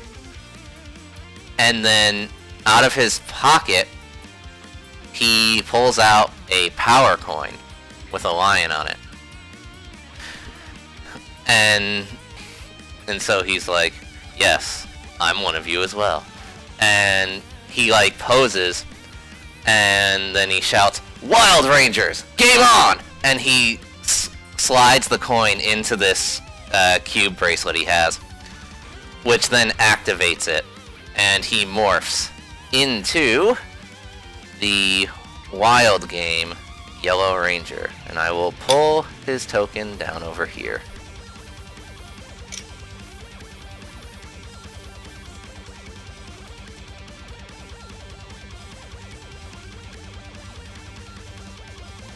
And I'll just yeet his normal token over there, ignore it. So, Yeet. yep. And he's like, let's see if one cat can beat another. And so then he super jumps up to the roof that the feral feline is on and brandishes his claws. And he runs forward,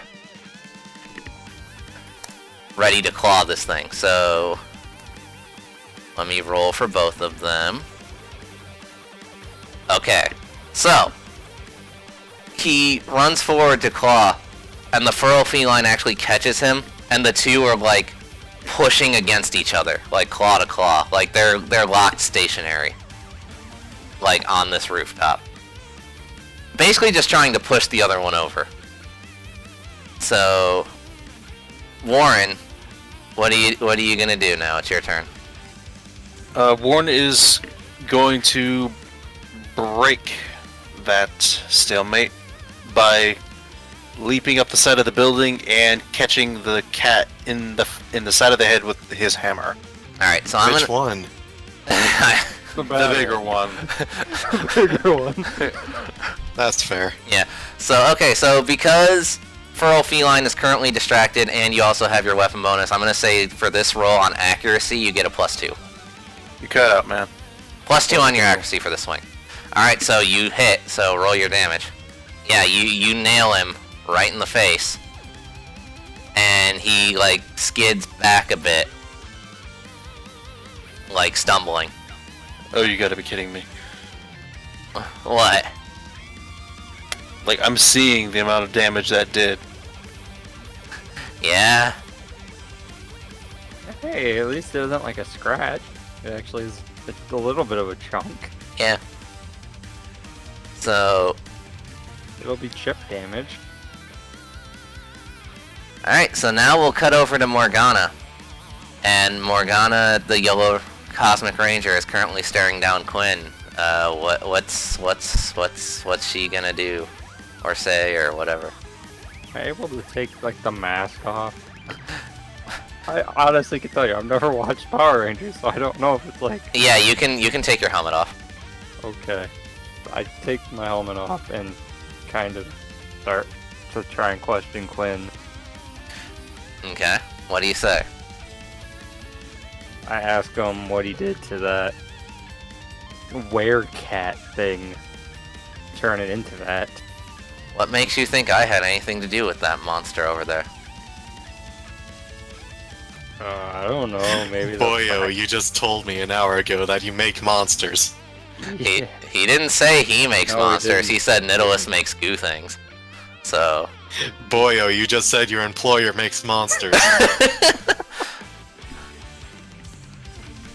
Said your boss was making the parasites, so I figured that he'd be able to make monsters like that as well. Well, I can't say one way or another. What do you mean? I just happened to show up when that monster decided to rampage through the city. Here I am, minding my own business, looking evil. So, since, you know, now seems like a pretty good time, I'll ask you again. Why don't you join me in Nidalus? And what, your quest for world domination? It's not domination. You're not getting it, Morgana. And he, like, walks towards you, like, kind of friendly, like, right? Open arms. You gotta understand, all these things that have happened. Yes, it's unfortunate that some people had to get eaten, but we could make all that go away. We could make it to where nothing bad ever has to happen again. We could make a world where people actually respect and love one another, and not have to grow up like me and you did. Isn't that something you want? Yeah, but at what cost? If we don't do it, the cost will be even greater as time goes on. So, come on. Join me in Nidalus. Forget those guys over there. I'm your real friend, not them. Like, we could really make a world where everyone benefits. So what, you and Nidalus at the helm rolling everything? even if Nidalus is our leader. He's a great guy, I'm telling you, just meet him, you'll understand. He's such a great guy, why is he making monsters that eat people? Man, you really have never listened ever since we were kids, have you? I mean, I just said it. It's necessary. Like, yeah, it sucks, but, like, what's a few lives compared to literally everybody's? I don't know how to articulate this one. Alright, what do you want her to, like, what message are you trying to get her to get across to him? Because he keeps hinting at that it'll be so much worse and more lives will be lost. That I'm trying to figure out how to articulate that into basically asking what he means by it. Alright, so he notices your silence. He's like, I mean, think about it. Even when this all wasn't happening, what kept going down over our history? Power Rangers kept needing to be called in from constant alien invasions. Wars are still fought, even without some sort of big force like Lord Zed or someone coming down to harass the Earth. Heck, this just a couple years ago, a dimensional hole opened up and now animal people run among us. And look at how many problems that's caused. Just, if we could do something to fix everything, shouldn't we do it, no matter the cost? So what are you gonna have Morgana do? Or say? I have no idea right now, honestly. I do. He's asking you some big questions and you're not ready. No. He's too woke for this.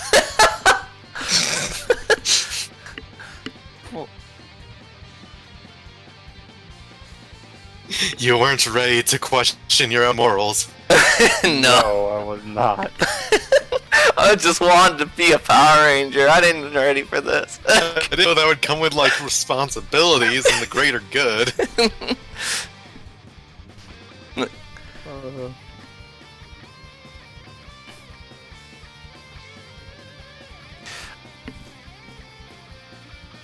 Alright, so I think I know a way to spin this. Alright. So he notices that Morgana's just kind of like staring at him, like kind of like surprised but also confused at like the things he's saying, right? And so then he stops holding her at the shoulders and he like backs off and he's like, yeah, I guess I suppose you wouldn't get it. You never did think about things like this growing up, huh? But why would you need to? You were always blessed with this natural strength. Meanwhile, me, no one ever respected me. No one ever gave me a chance. The only person who even got to know me was you. Everyone else hated me for no reason. I could never understand it.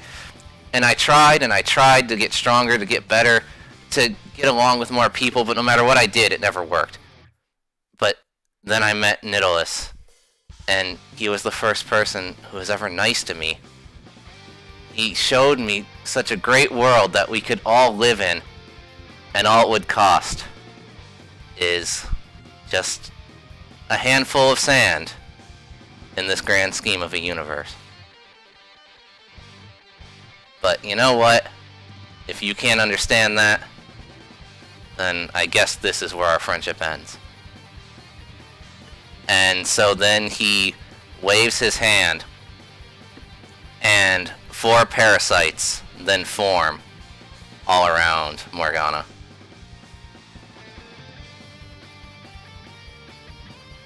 And so then he's like, I guess this is goodbye. Next time we meet, we're enemies. And with that, Quinn hops off the roof of the building and like starts running off.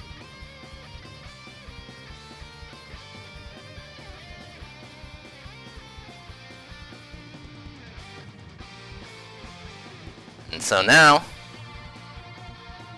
Morgana, what are you gonna do?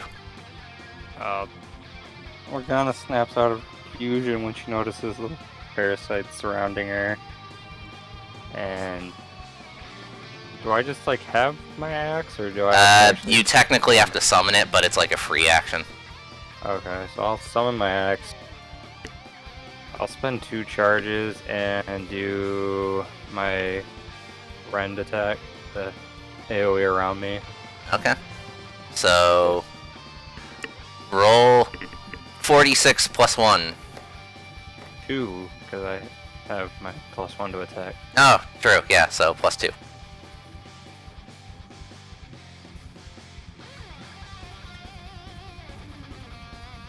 Okay, they literally can't beat a 19, so go ahead and roll damage. Okay. God, I hope not. Right. 19. Okay. So, I'm gonna say that with this attack, you swing with such great force that the building that you and the parasites are standing on, it crumbles, like underneath your feet. And this catches the attention of the other rangers. And Rai is like, "Oh no, Morgana!" And like, Oh man, now people are gonna be even more upset with us. yeah. And so now I need to roll initiative for all these parasites. Oh no.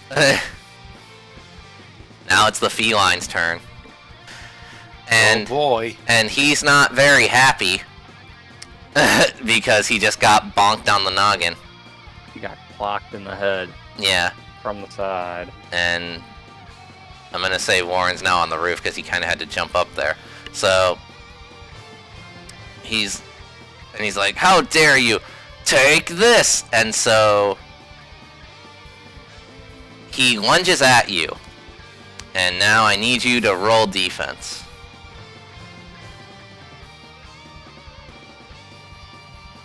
Beat a 10. 11. Done. Okay. You did it. So he goes to like grapple you. What do you do in response? I bring my hammer up between the two of us, and I like basically judo him over me. And he lands right here, fine, not taking any damage. He's like, "Good thing cats always land on their feet." And so now he's down at ground level again, and it's Rai's But turn. he's away from me. Yeah, so Rai's like, "Alright, guess I'll do my weapon now too." And so he like fans his hands out and his sword and shield form. The sword in one hand, the shield in the other. And he's like, "Alright, here we go!" And he lunges and he like runs at the feral feline, slashing away. And so that's 2d6 plus 1 because of the thing. Poor Rai. Dang.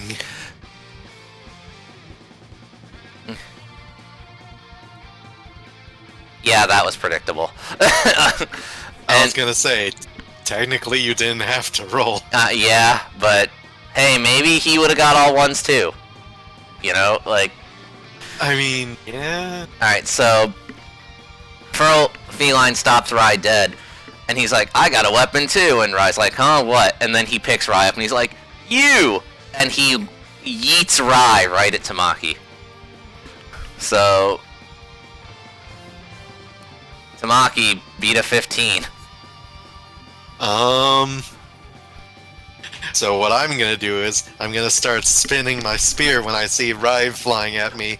I'm going to expend some charges, more specifically, like 3 of them, in order to create this gust of wind to hopefully redirect Rai and like send him right back at the cat. Don't spare Rai any humiliation. Still use him as projectile. I mean, he's already in motion. Fair. So go for it.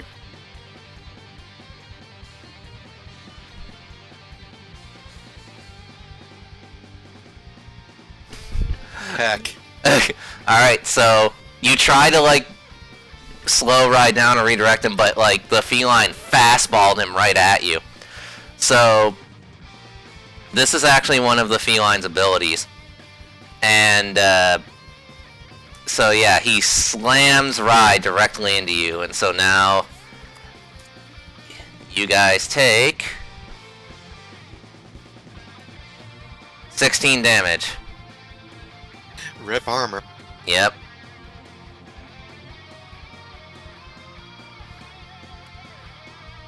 And so now you're both kind of laying on the ground, and Rye's like, sorry.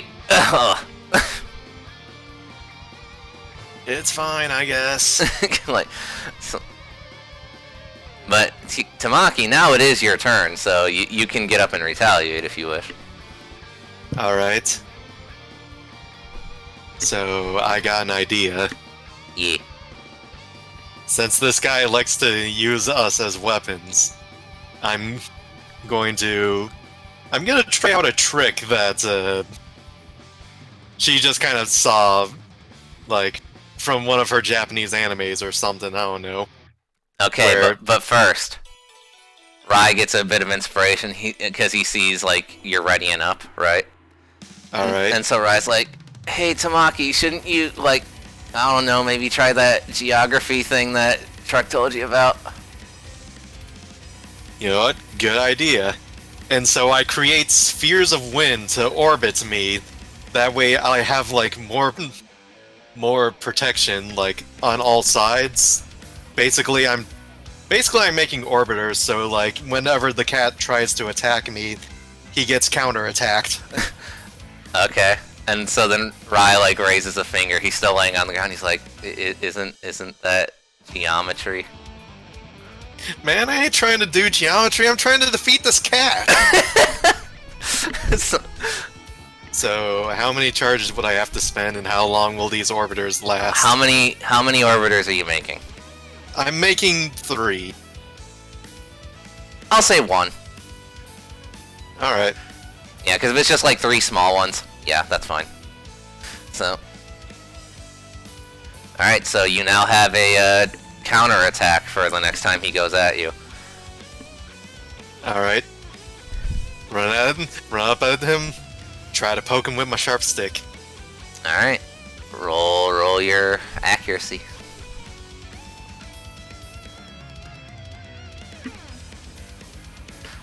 Dang. Oof. Okay, so yet again, he's very nimble. And every time he jumps, he's causing more damage to the streets because he's so big. Like, he's causing cracks in the ground, and he's, like, impacting nearby buildings and such, and knocking over stop signs. Real mess, this cat. So, Garfield, you fat cats, you are so big and fat. and so, Leo now, he's like, I have the high ground. And so he pulls out a gun. It's over, feral feline. Yeah, so he pulls out what looks like a pistol with 2 cubes on top of it. And he just lets loose a volley of laser fire down at the feral feline. So, and hold on, let me see something. Okay, no, my connection's still going. I thought I heard a ding. Alright, my bad. Alright, so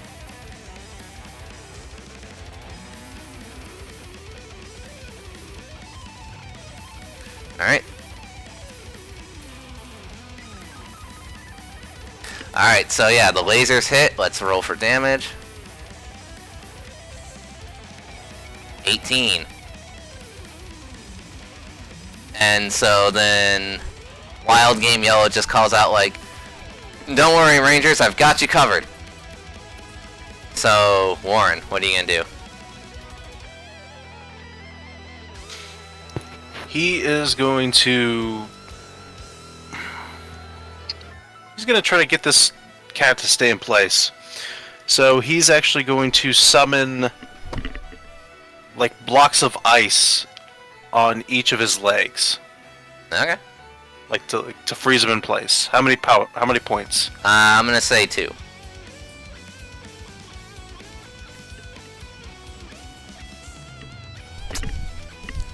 What do you want me to roll on that? So I'll say roll 4d6 since you're using 2 charges.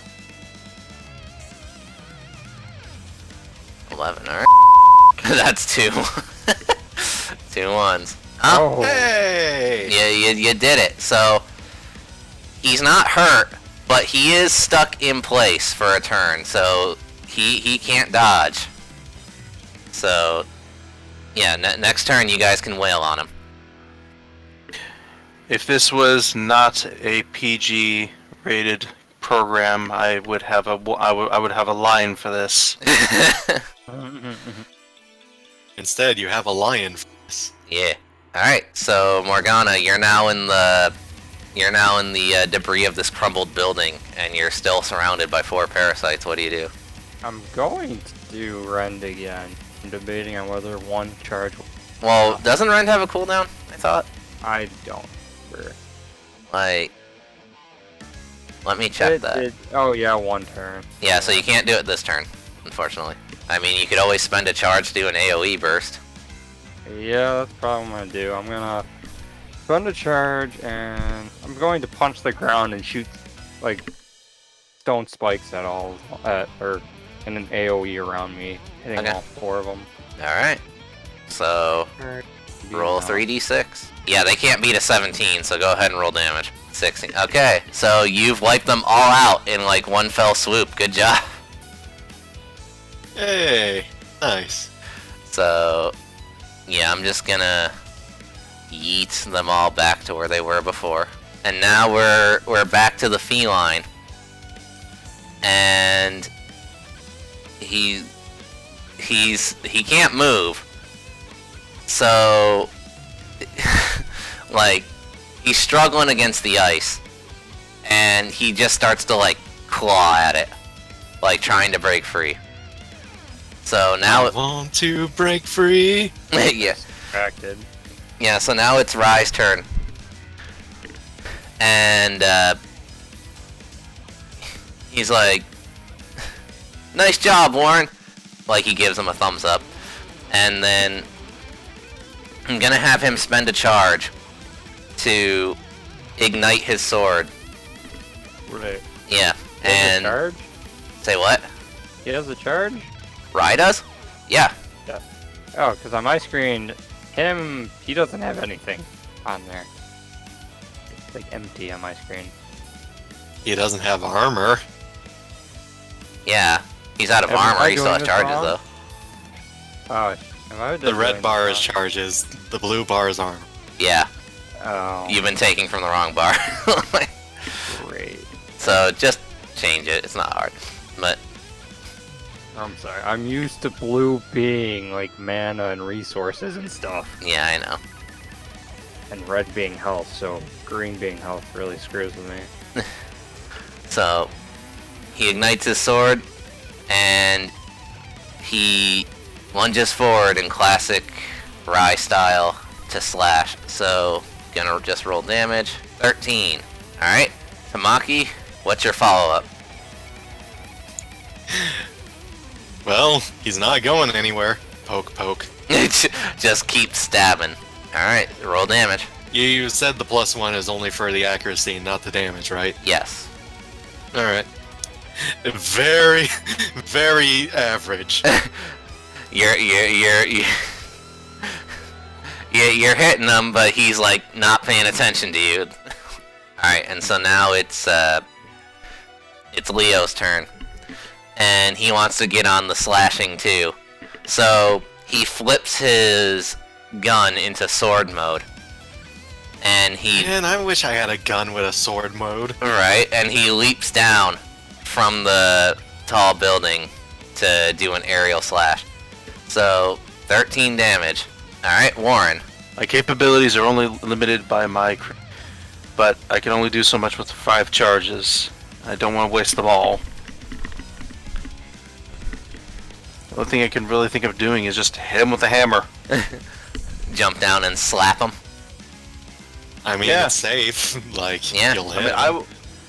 I mean, could I get some sort of bonus if I'm literally coming down on his head? Yeah.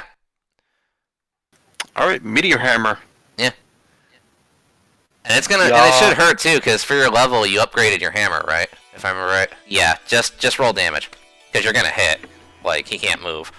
So 15, nice. Alright, so you guys are wailing on this guy.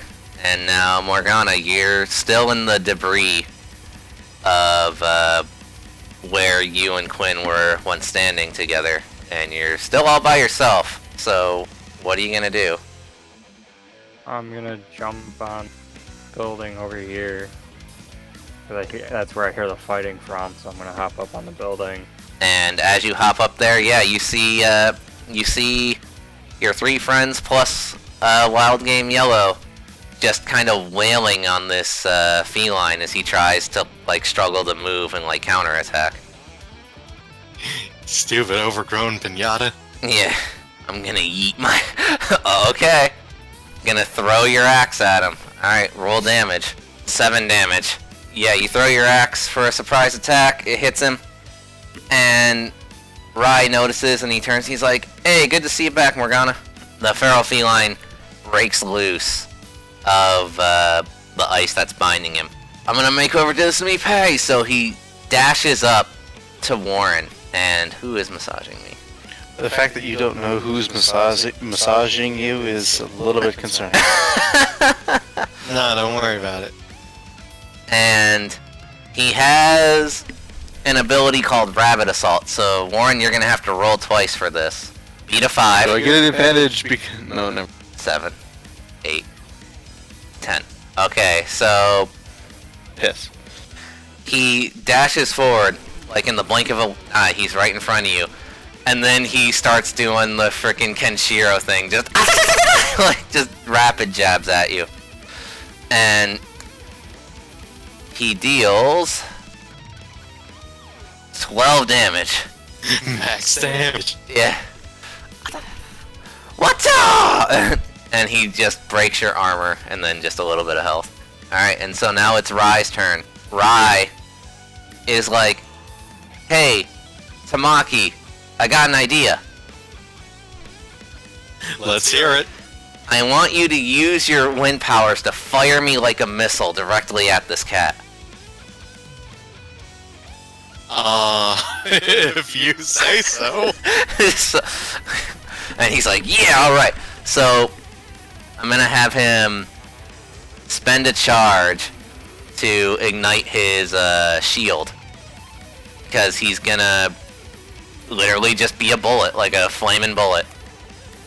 Alright, and I imagine I gotta spend a charge as well. Yes. Alright. And so now, we'll both roll our accuracy. Alright, so Oh, okay. we're going with 14. Good. So how about the feline? 9. Alright, so it's gonna hit, so now we'll both roll damage. 16. That's alright. better. Yeah, so like Rai like crouches down in front of Tamaki, flaming shield braced in front of him, and Tamaki just kind of gathers air in her palms and just kind of like yeets Rai forward, and the feral feline turns a bit too late, and he just gets hit square center by this fiery bullet that is Rai Frecker, and it pushes him back. And so yeah, good job. So, and now Leo sees this and he wants to follow up. So I'm gonna have him spend a charge, and he does his own special move, and he's like, "All right, my turn. Wild slash!" And so he leaps forward, and he starts slashing rapidly at this cat. So. I know that feel. Yeah. 12. And the feline is actually doing a pretty good job. Despite being stunned by the hit he just took, he's actually doing a pretty good job, like, nimble dodging all of these slashes that Yellow has gone at him with. And he calls out to Warren. He's like, "I'm keeping him busy. Go!" Go.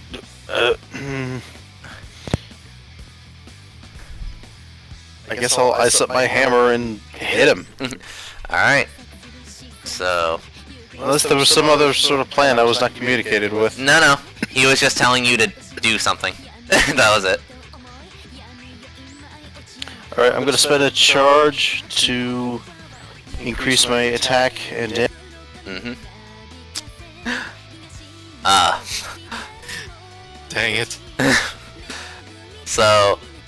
go in to slam your hammer down on this feline, but it is just way too nimble, and it manages to dodge out of the way of the hammer.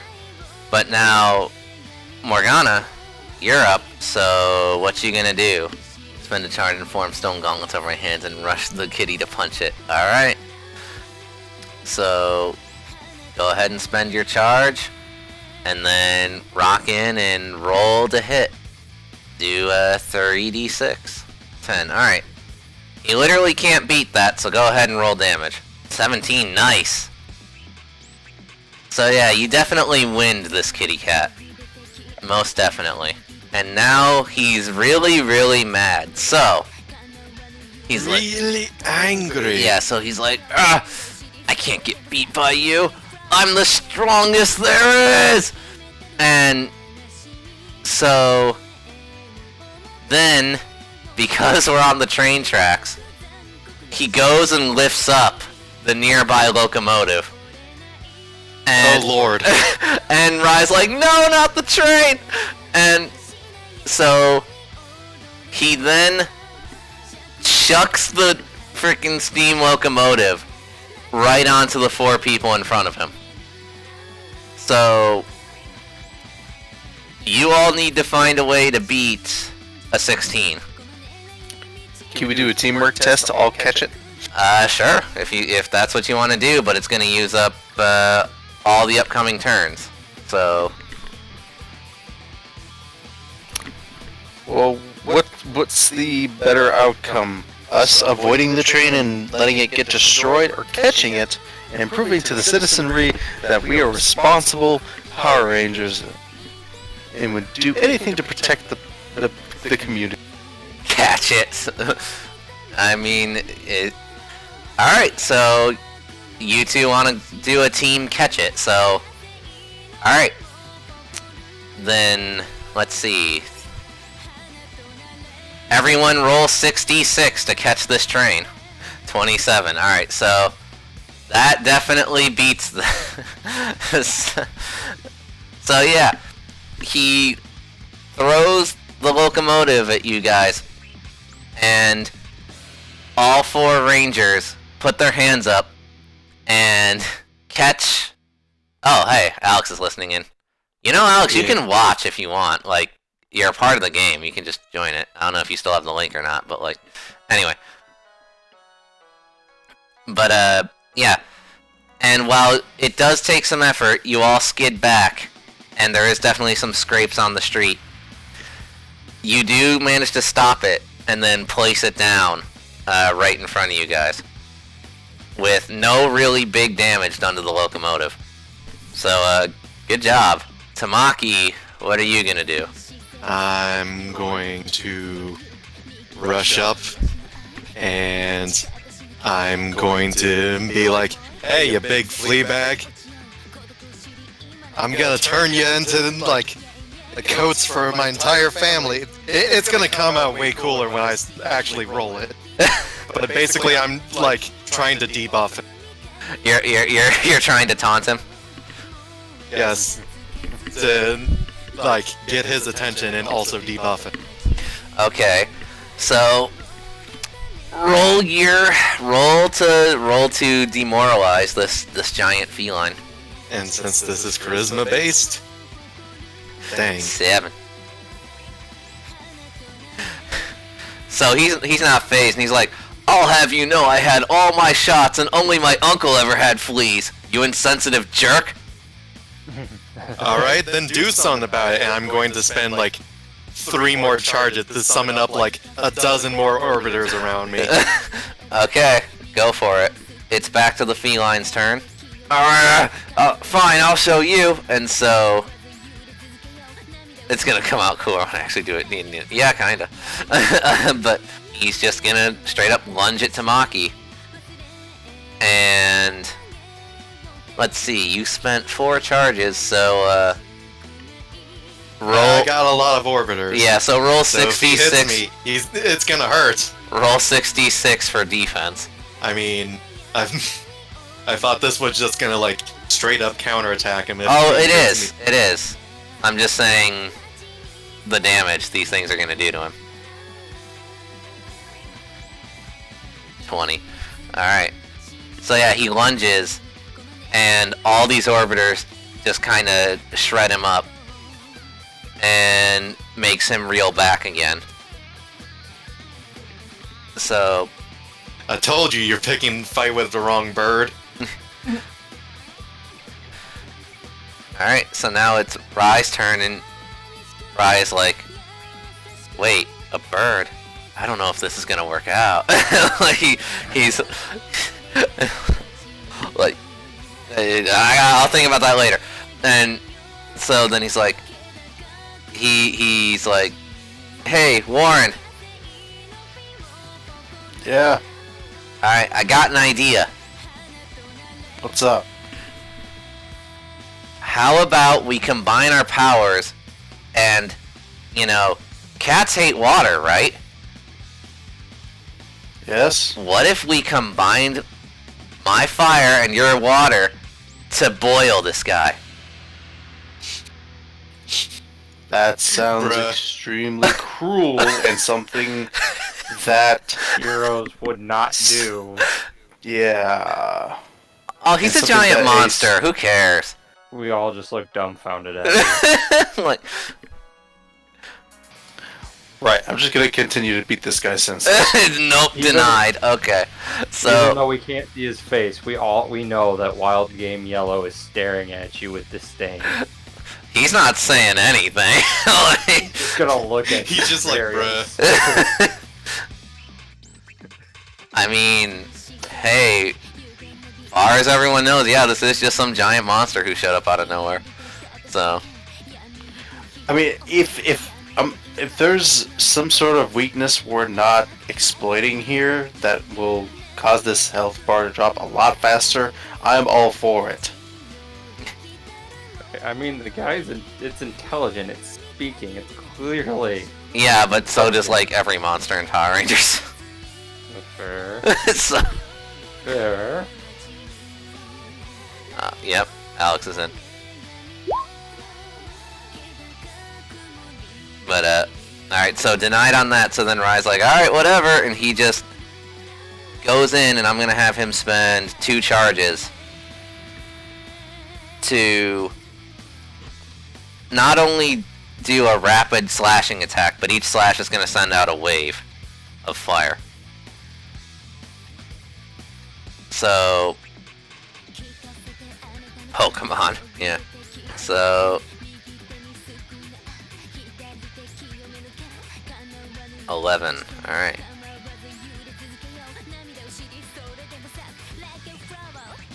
4. Okay, so... now for damage.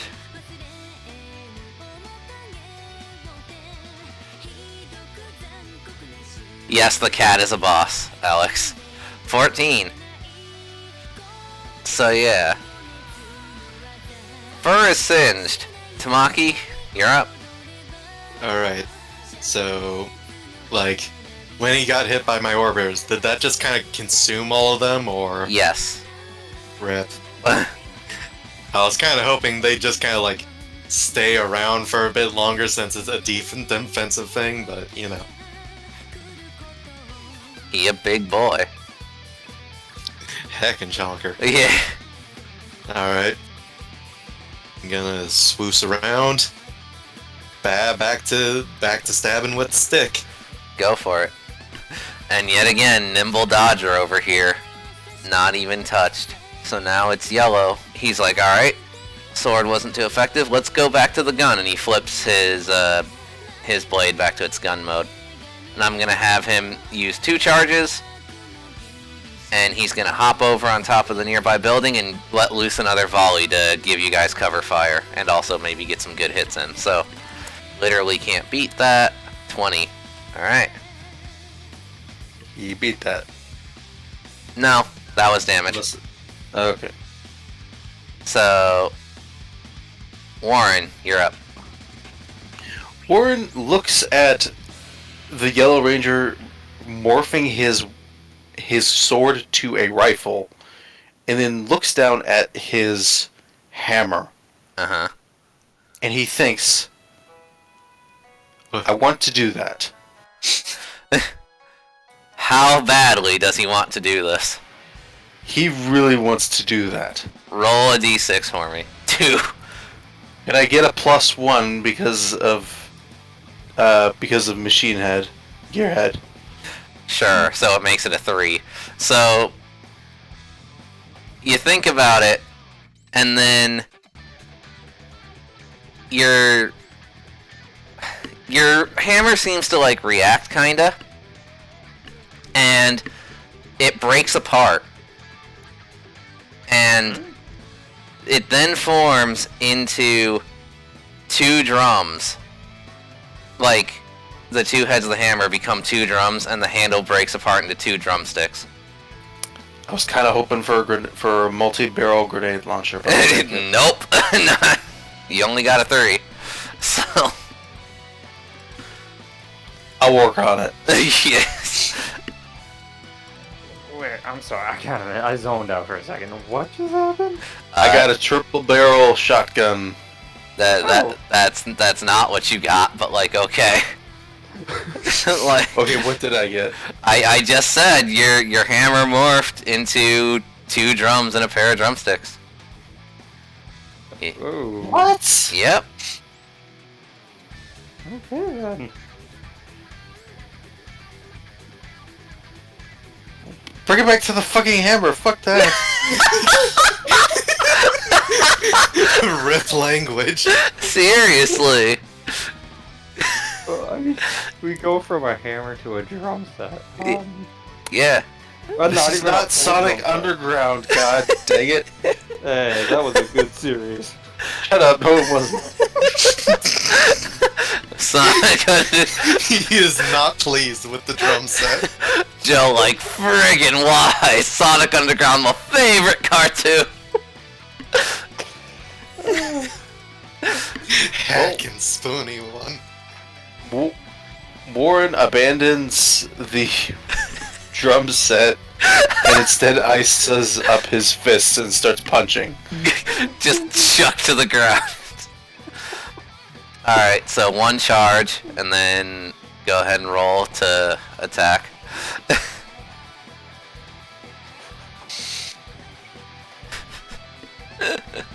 Was that damage, or was that just... That was accuracy, so go ahead and roll damage. Well, actually, no, he can beat that, actually. Hold on. Maximum displeasure. Oh my god, really? That's a tie. So, Feline, again, doing his frickin' Kenshiro thing is matching you jab for jab. Like, your fists are connecting, like, in sequence. So, now, Morgana, it's your turn. How are you gonna break their stalemate? Alright, I got it. Let's start with this. I will spend 1 charge, Uh-huh. and I'm going to uppercut the cat. Just uppercut him? Yeah. Tiger uppercut. Just sure you can. Warren's gonna step away for a moment and just immediately Morgana's going to interject herself and just boom. Yeah. No, I literally like dash under and uppercut him. That works too. Ah, what the heck? My thing is messing up. What the? There we go. Okay, should be good now. Okay, so roll damage. Aw. So you really made sure to hit him, but it didn't hit him in a good enough spot to do But much. at least knock him in the air. Yeah, but then he immediately flips and lands because he's a cat. Fair enough. So, and so then he's like, I can't believe you guys. You're all so boring with how weak you are. It's almost insulting to someone with such manly strength like me. And he like flexes, right? And he's like, in fact, I'm just gonna leave. And he like starts to run. Bruh. And Hey, he's exiting my attack range. Can I get an attack of opportunity? you know what? Sure, go for it. And since he's running away, he can't defend, so do I just roll damage? Yes, go for it. What? 6. So I made 6 more damage. yeah, so as he runs, you poke him, but he's still running out. And he gets behind a corner and he's like, ugh, man, being a cat is tiring work. I'm just gonna take a nap. And he like flops down and goes to sleep. And Geronjo, take a nap. exactly, so Quick after you that guys are fell off. lucky he rolled like crap, so only he regains 10 health. Good. Alright, so I whoever mean, hits he him first literally gets- only walked a block away. We could follow him at a brisk pace. I mean, he did duck behind. Just like the hunter-gatherers of old. He did duck into an alley, so you might take a tiny bit of effort to find him, maybe. You know what? He Hang on. lost 6. Hang on, hang on. He lost 6 HP in order to gain like 4 back. Yeah. Can I hear him snoring with a 4? I mean, he's big. You hear him, but it's not enough to where you know exactly where he is. Dang it. But I get a general idea. Yeah. Okay. However, right now it's Rye's turn, so he has to roll perception. So 5. Okay. So man, Rye is on a roll today. So he's like, guys, I think I know where he's at. Follow me. And so he starts Alright. to lead you. Yeah. And so now where So do our 2d6s, do they only apply to combat checks? it depends on what exactly is going down. Like for Because if I would say that while we're morphed up, our senses are also greatly enhanced along with our physical abilities, are they not? no, actually. I thought it was just physical abilities that get. Yeah, Well- that's it. The only way your other stuff would be enhanced is if, like, that's specifically, like, your morphed ability that you put down on your sheet. Crap, is he healing still? Yeah, but because you guys found him, that's always gonna heal. That's still a good chunk. Yeah, like... So, alright, Rye has found him, and you guys are all following in tow. So, Rye is like, Morgana, I got a plan. What is it? Look, what if we, like, wake him up in the rudest way possible? If you and me combine our powers, like, we could, like, shoot magma at him or something. I Man, think that that's is rude. excessive. How about we just try and throw him into the ocean? Do you think that'd work? I mean, he's a kind of a Seems cat now, a bit so- excessive. I don't know why, but that makes me laugh. Magma might be excessive, but you know, it's not like heroes or anything. Nah. Do we have enough strength to punch him or throw him into the ocean? Maybe if you hit him really hard. For me to hit him that hard, I would probably have to spend all my points. I mean, if you I want mean, to you're guarantee pretty it. strong. Yeah. But then I won't be able to do anything for the rest of the thing. I mean, I'll Alex. teach him to nap. I mean, Alex, that's not wrong. Like, Show him the power of... Oh goodness, the wrath of a volcano. No. like, just saying. Saying. Like, Okay, I'll spend 3... Oh wait, no, it's not my turn. Never mind. do you want a team attack with Rye or no? We could, but how would... What can he do to generate force to launch somebody? I mean, giant stone Fire spike. geyser. Yeah, or a fire geyser. Yeah, you know, lava geyser. Lava geyser. I want to stay away from the idea of lava. Why? But why though? Do we really want to destroy the whole town with a volcano? You're not summoning a little volcano. Just a bucket of lava.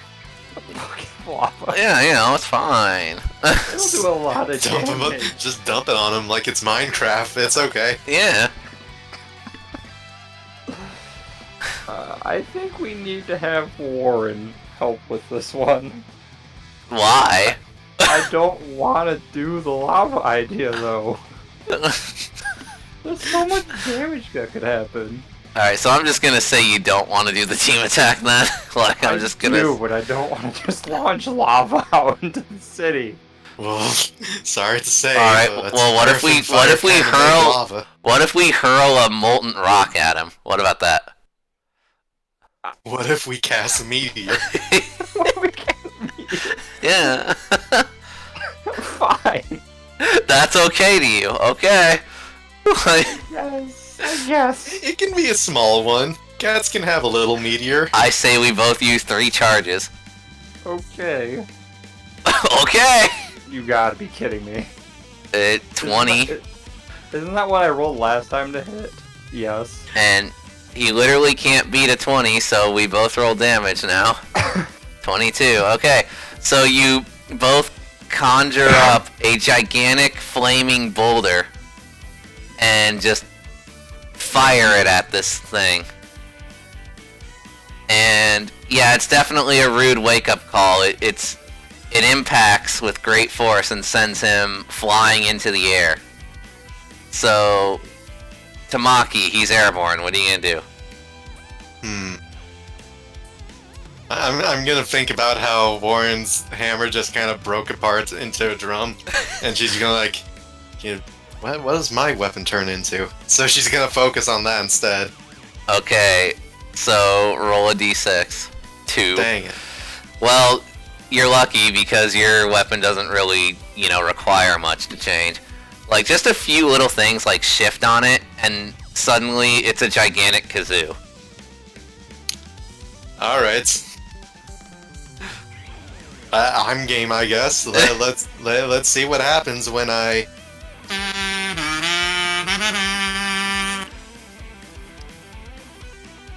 Nothing happens, but you swear you hear Godzilla roaring in the distance. Like... Sigh. Like... So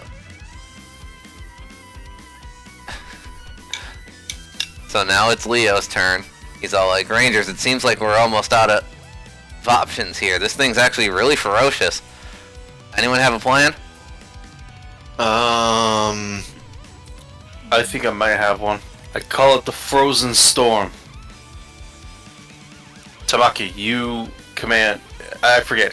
Tamaki, is it lightning or wind? Wind. I do wind. I do windy things. Okay. Tamaki, Rai, I need you to both channel your elements into a single point. Are we gonna do the boiling water? Sort of. Okay. I'm with you. So, by fusing together fire, water, and winds, I create the element Tempest! Yeah.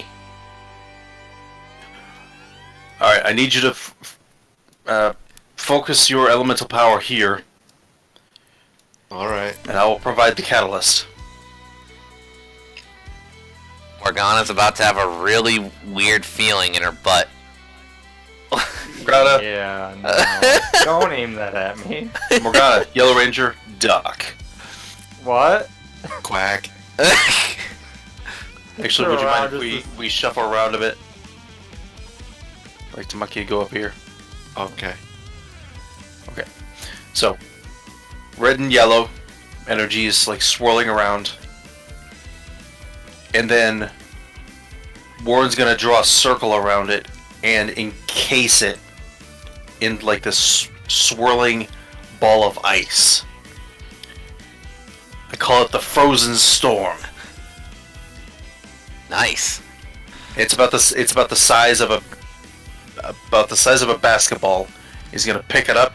All right. Wish me luck. So as you prep, Yellow Ranger sees what you're doing, and he's like, all right, and he leaps behind the feline to try and grapple him, to hold him still. So, I'm gonna roll.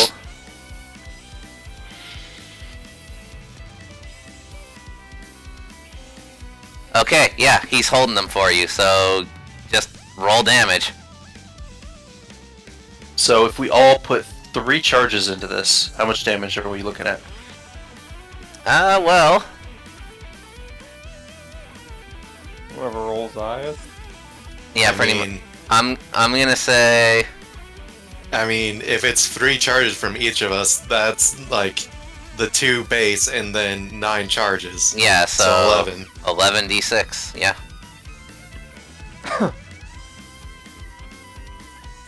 Does anybody have a problem with this? I don't. Okay. 46, 42.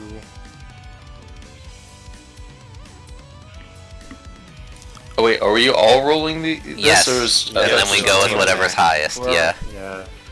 You get 3 chances to do max damage, pretty much. Yeah. So now you, Wise. Wow. 46. So yeah, you hit him dead center, and there's like this huge dramatic, like, explosion. And like, Wild Game Yellow jumps away at the last moment, obviously, so he doesn't get hit. But like, yeah, it's got like singed fur all over, but he's still like stepping slowly towards you. Like, he's still trying to put up a fight. Ah, heck. Can I make one final comment? Yeah. So this entire time he's been going about like, I'm the strongest. I'm really strong. Blah blah blah, that sort of thing. Yeah. One's gonna step. Well, I don't know if I don't feel like this. I don't know if this is right, but it's an idea. Okay. He's gonna step forward. He says, "You've been talking about how you're real strong, and you know what? I think you proved that. You are strong. I'll give it a rest." And the feral feline just replies with, "Yeah, well, what do you know? You're a Power Ranger. You get respect from everyone regardless. I have to prove myself we don't. every The day." city hates us. Have you seen the news? No, I'm a cat. I'm a cat. What do you expect? Were you seriously always a cat? I highly doubt that. Morgana, it's your turn, by the way. Alright, whatever. Smoke this sucker. Dang! You know what? Man, I tried. You know what? Can I roll perception? Sure, To but see why? if I notice anything specific, anything like sticking out of his body. Oh, yeah, sure, go ahead, roll 2d6. 11, nice, okay. So, you're looking at it, and because a lot of his fur was singed away, you notice that there is a Chronos crystal sticking out the back of his neck. If I try to jump for it, he's definitely gonna try and fight me over trying to pull that out. Shadow of the Colossus, this. I don't think that's gonna work right now. I think it will. What's stabbing it gonna do? I mean, it would take care of the monster. Well, help take care of it. Alright. Alright, I'm gonna try and yank it out of the back of his neck, I guess. Alright, so you're gonna try and jump on top of him and try and get the crystal? Yep. Alright, so roll 2d6 for this. I failed. Yeah, I don't even need to roll for that. You leap at him, and he just slaps you straight to the ground, like, instantly. Yeah, he's like, back off! The only way I can prove myself is if I destroy all of you! And so, Oh, I'm the only one that sees that too. Crap. yeah. So, since you're on the ground, he lifts you up and throws you into Warren. And you both will take 11 damage. Can I brace? Yes. So, 1 damage. yep. I'm upset I did not take any damage that entire time until now. I know, right? Surprising. You guys have been holding your own against this guy. Oh, I fought 4 parasites by myself. Can I make a quick shout out or a call out real quick Huh. to everybody? Sure. He has a chaos crystal sticking out of the back of his neck. The heck is a chaos crystal? Whoops. He's got a Chaos Emerald! Chaos Emerald! Wow. Wow, can you believe it? No. He has a Chronos crystal sticking out of the back of his neck. Oh, that thing. Wow. It's been a long day, guys. And, First, Ry- I find out my friend's alive. and Rye's like, great, so as soon as we beat this guy, we get another one. Or we try to take it out of him and maybe I'll make this guy not die. I don't know. Well, I the like crystals that. have been making all these parasites, and even those, like, big monstrous ones. Who's to say this guy wasn't made like that? I mean, sure, but none of the parasites actually had the. Well, I mean, other than the elite ones, the little ones didn't have crystals in them. Yes, but the little ones turn to the big ones when they get crystals. Yeah. Yeah. Yeah. I don't know. So while you're all busy debating, Leo once more charges down, sword in hand. And I'm gonna have him use 3 charges to yet again do his wild slash on the feral feline. Yeah, he can't beat a 28, so I hope not. yeah. Only 1 point difference. Yeah, so not bad. So, and he calls out, Rangers, don't forget the mission at hand. This thing has been trying to escape us. He could potentially do even more damage to the people around here. And, you know, despite hitting him, you know, there's still that scene of the two, like, dancing around each other, trying to, like, slash one another and all that. Whoops. Okay, so, Warren, your turn. Warren's gonna follow that lead and try to attack the chrono crystal. Okay. Just gonna jump in and try and punch him. That's all I can do. I'm out of charges. Yes. And just like with Morgana, he just slaps you into the dirt, like instantly. So, okay, Morgana, your turn. Alright. Do I still got the gauntlets on, or? No, they're gone by now. Broke? Okay. Alright, well, I'm gonna summon my axe again, Alright. and I will... I'm gonna try and cripple him. I'm gonna attack him in his legs to try and hinder his movement. Okay. Chop his legs off. Got it. I'm gonna not chop his legs off. Well, how else are you gonna hinder him? I mean, to hit him in like a tendon or something. So chop his feet off. Fine, whatever. That's what an axe does. I'm I sorry to know. tell you. I literally cannot roll any better than that.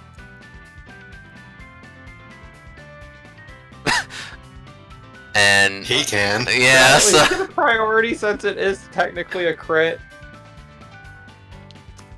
you know what? Yeah, I'll give it to you. Roll damage. Thank you. Yeah. Wow. Crit confirmed. Dude. Pat. Wow. So you swing down on him, but this guy is tenacious. It seems like the more damage he takes, like the tougher his skin gets, and he's like trying so desperately to just prove that he is the strong cat. And so yeah, he like shakes and like gets you off him. Like you're not hurt or you're not thrown or anything, but like yeah, he gets you off him, and he still has this ferocious look in his eyes. And so then he's like, alright, fine, and I'll go with you next. And so he, like, rebounds off the nearby buildings and lunges at Morgana. And he's gonna do his multi-attack, so you're gonna have to do 2 defense rolls here. Can I just negate the whole thing and spend my charge to form a stone wall around me? By all means, if you feel like that, yeah, go ahead. Okay. Just be like, nah. On 1 charge. Alright, so now roll 3d6. Okay, so yeah. He slaps face first into the wall. Like, It's like in Tom and Jerry where Tom runs into something and becomes a pancake. Pretty much, yeah. Don't you believe it? Alright, so Rai is now out of charges and armor. And he's like, come on, guys, don't give up, we still got this! And he, like, runs forward and just does his best to, like, slash at the thing. So...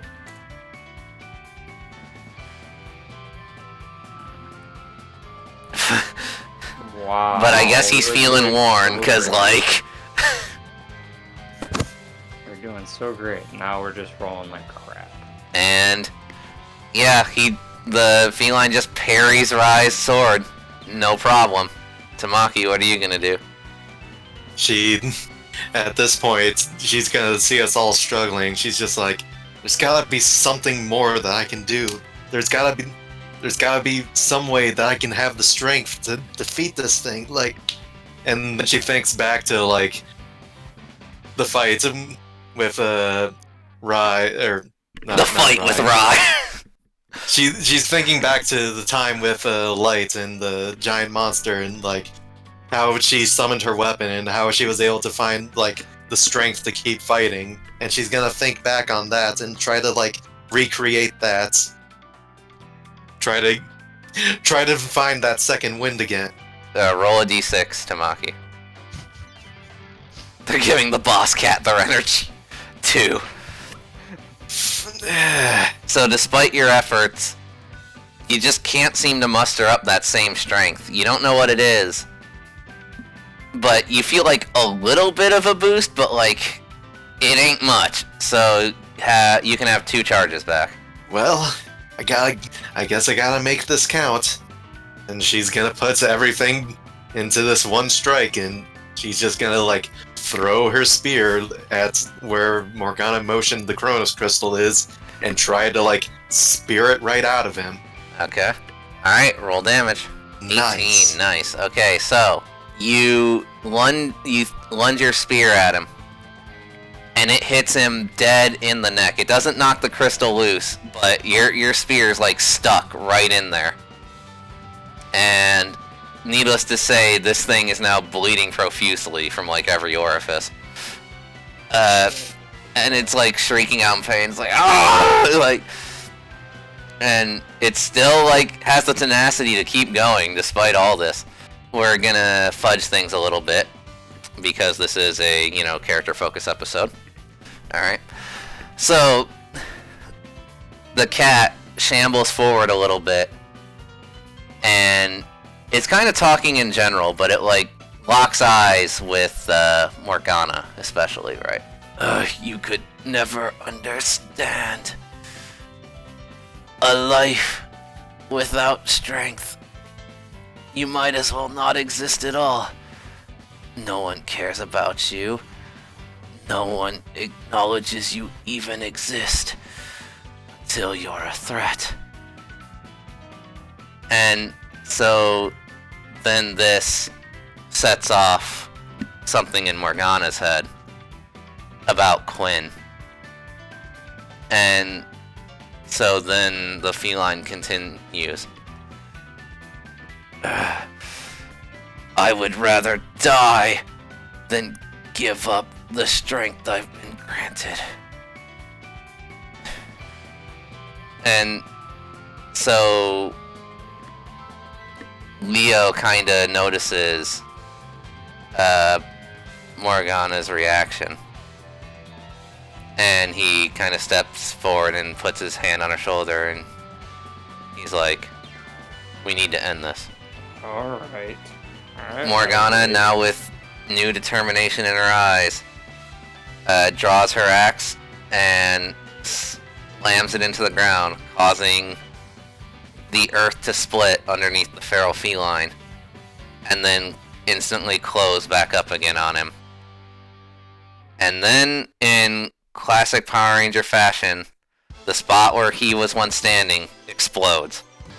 And out of the explosion flies the Chronos Crystal, and Morgana just kind of catches it mid-flight.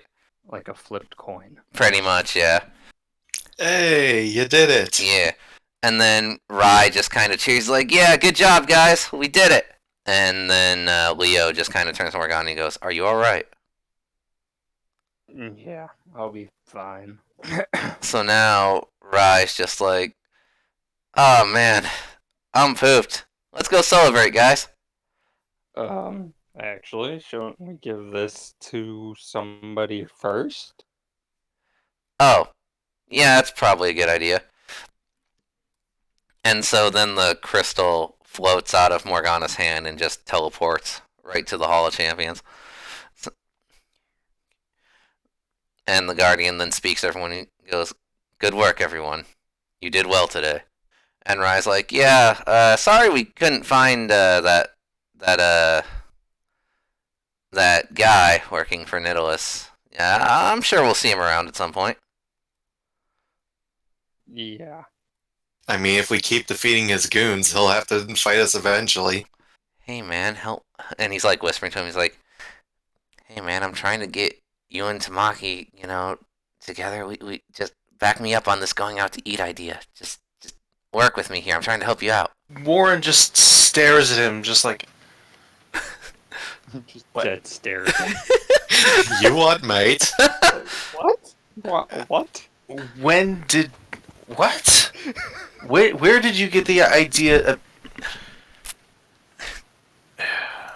Meanwhile, Tamaki in the background playing with her new kazoo. I'm gonna go get my hammer. Or drums, I guess. Be right back.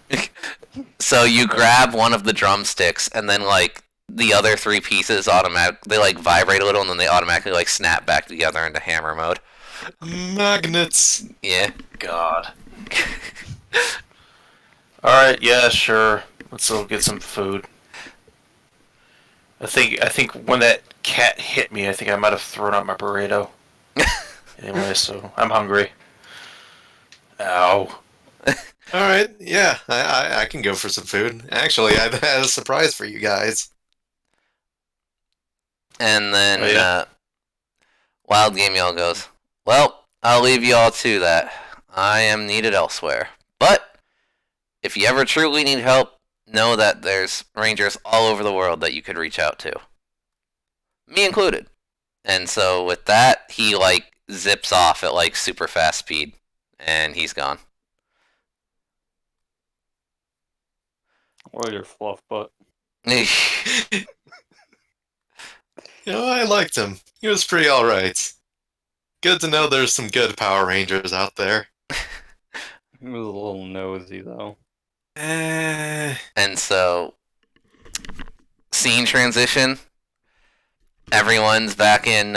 Everyone's in Tamaki's restaurant, having some food, made by her grandma.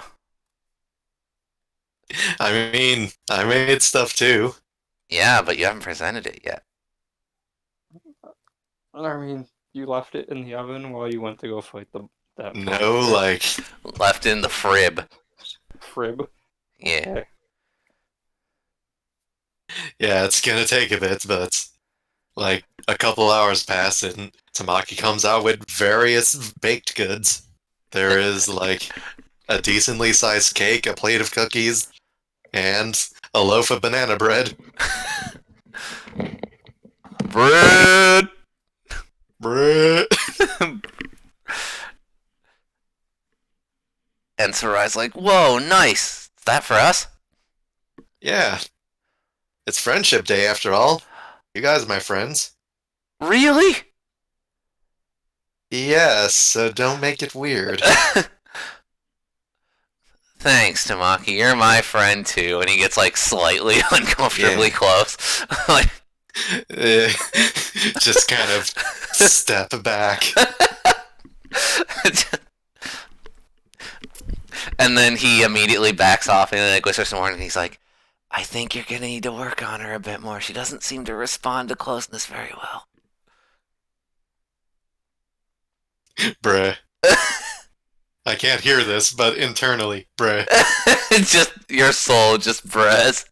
I sense a disturbance.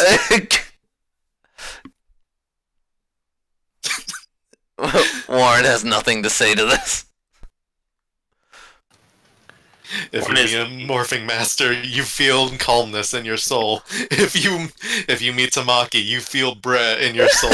Yeah. What lies? Warren's eating. He's just ignoring it and eating. Straight man to a fault. Yep. There you go. I'm gonna guess his connection is being iffy again, so I'll just fluff for him because it is something me and him discussed. So yeah, she is like enjoying the pastries, and like responding if someone talks to her. But like in her head, she's thinking back to what Quinn said to her, and as well as what that monster said as well. And in thinking of it, she's like, I don't know how, but I am gonna reach you one day, Quinn, I swear. And so she found some new resolve in her, and then she kind of snaps out of it and like gets more active into things in the conversation and whatnot. So with that, unless there's something specific you guys want to say or have happen or whatever, this will be our end. This is gonna be like later on after the party stops. Okay. She's just gonna be like in her room by herself, and she's gonna be like, "Hey, Guardian." And the Guardian responds, yes, Tamaki. If you don't mind, I'd like to spend a bit more free time around the Hall of Champions. I want to study the archives more. If there's more Power Rangers out there, ones that we don't know about, then I want to know as much about Power Rangers as possible, in case there's something that I can find. Something that can help us out. I see. Very well. I'm always willing to share the history of our world. And so he teleports Tamaki into the Hall of Champions, and he just kind of goes, choose whichever gates you feel. At this point, she's thinking to herself. She's looking at the many options in front of her, and she thinks back to when she first became a ranger, and the gate that was pointed to the first time she was like recommended something, Trek's gate, and she's gonna start catching up on his team. Alright. So, Power Rangers Vector Flash. She steps onto a nearby platform and it floats her up to that gate. And so she begins to watch as the events of that unfold.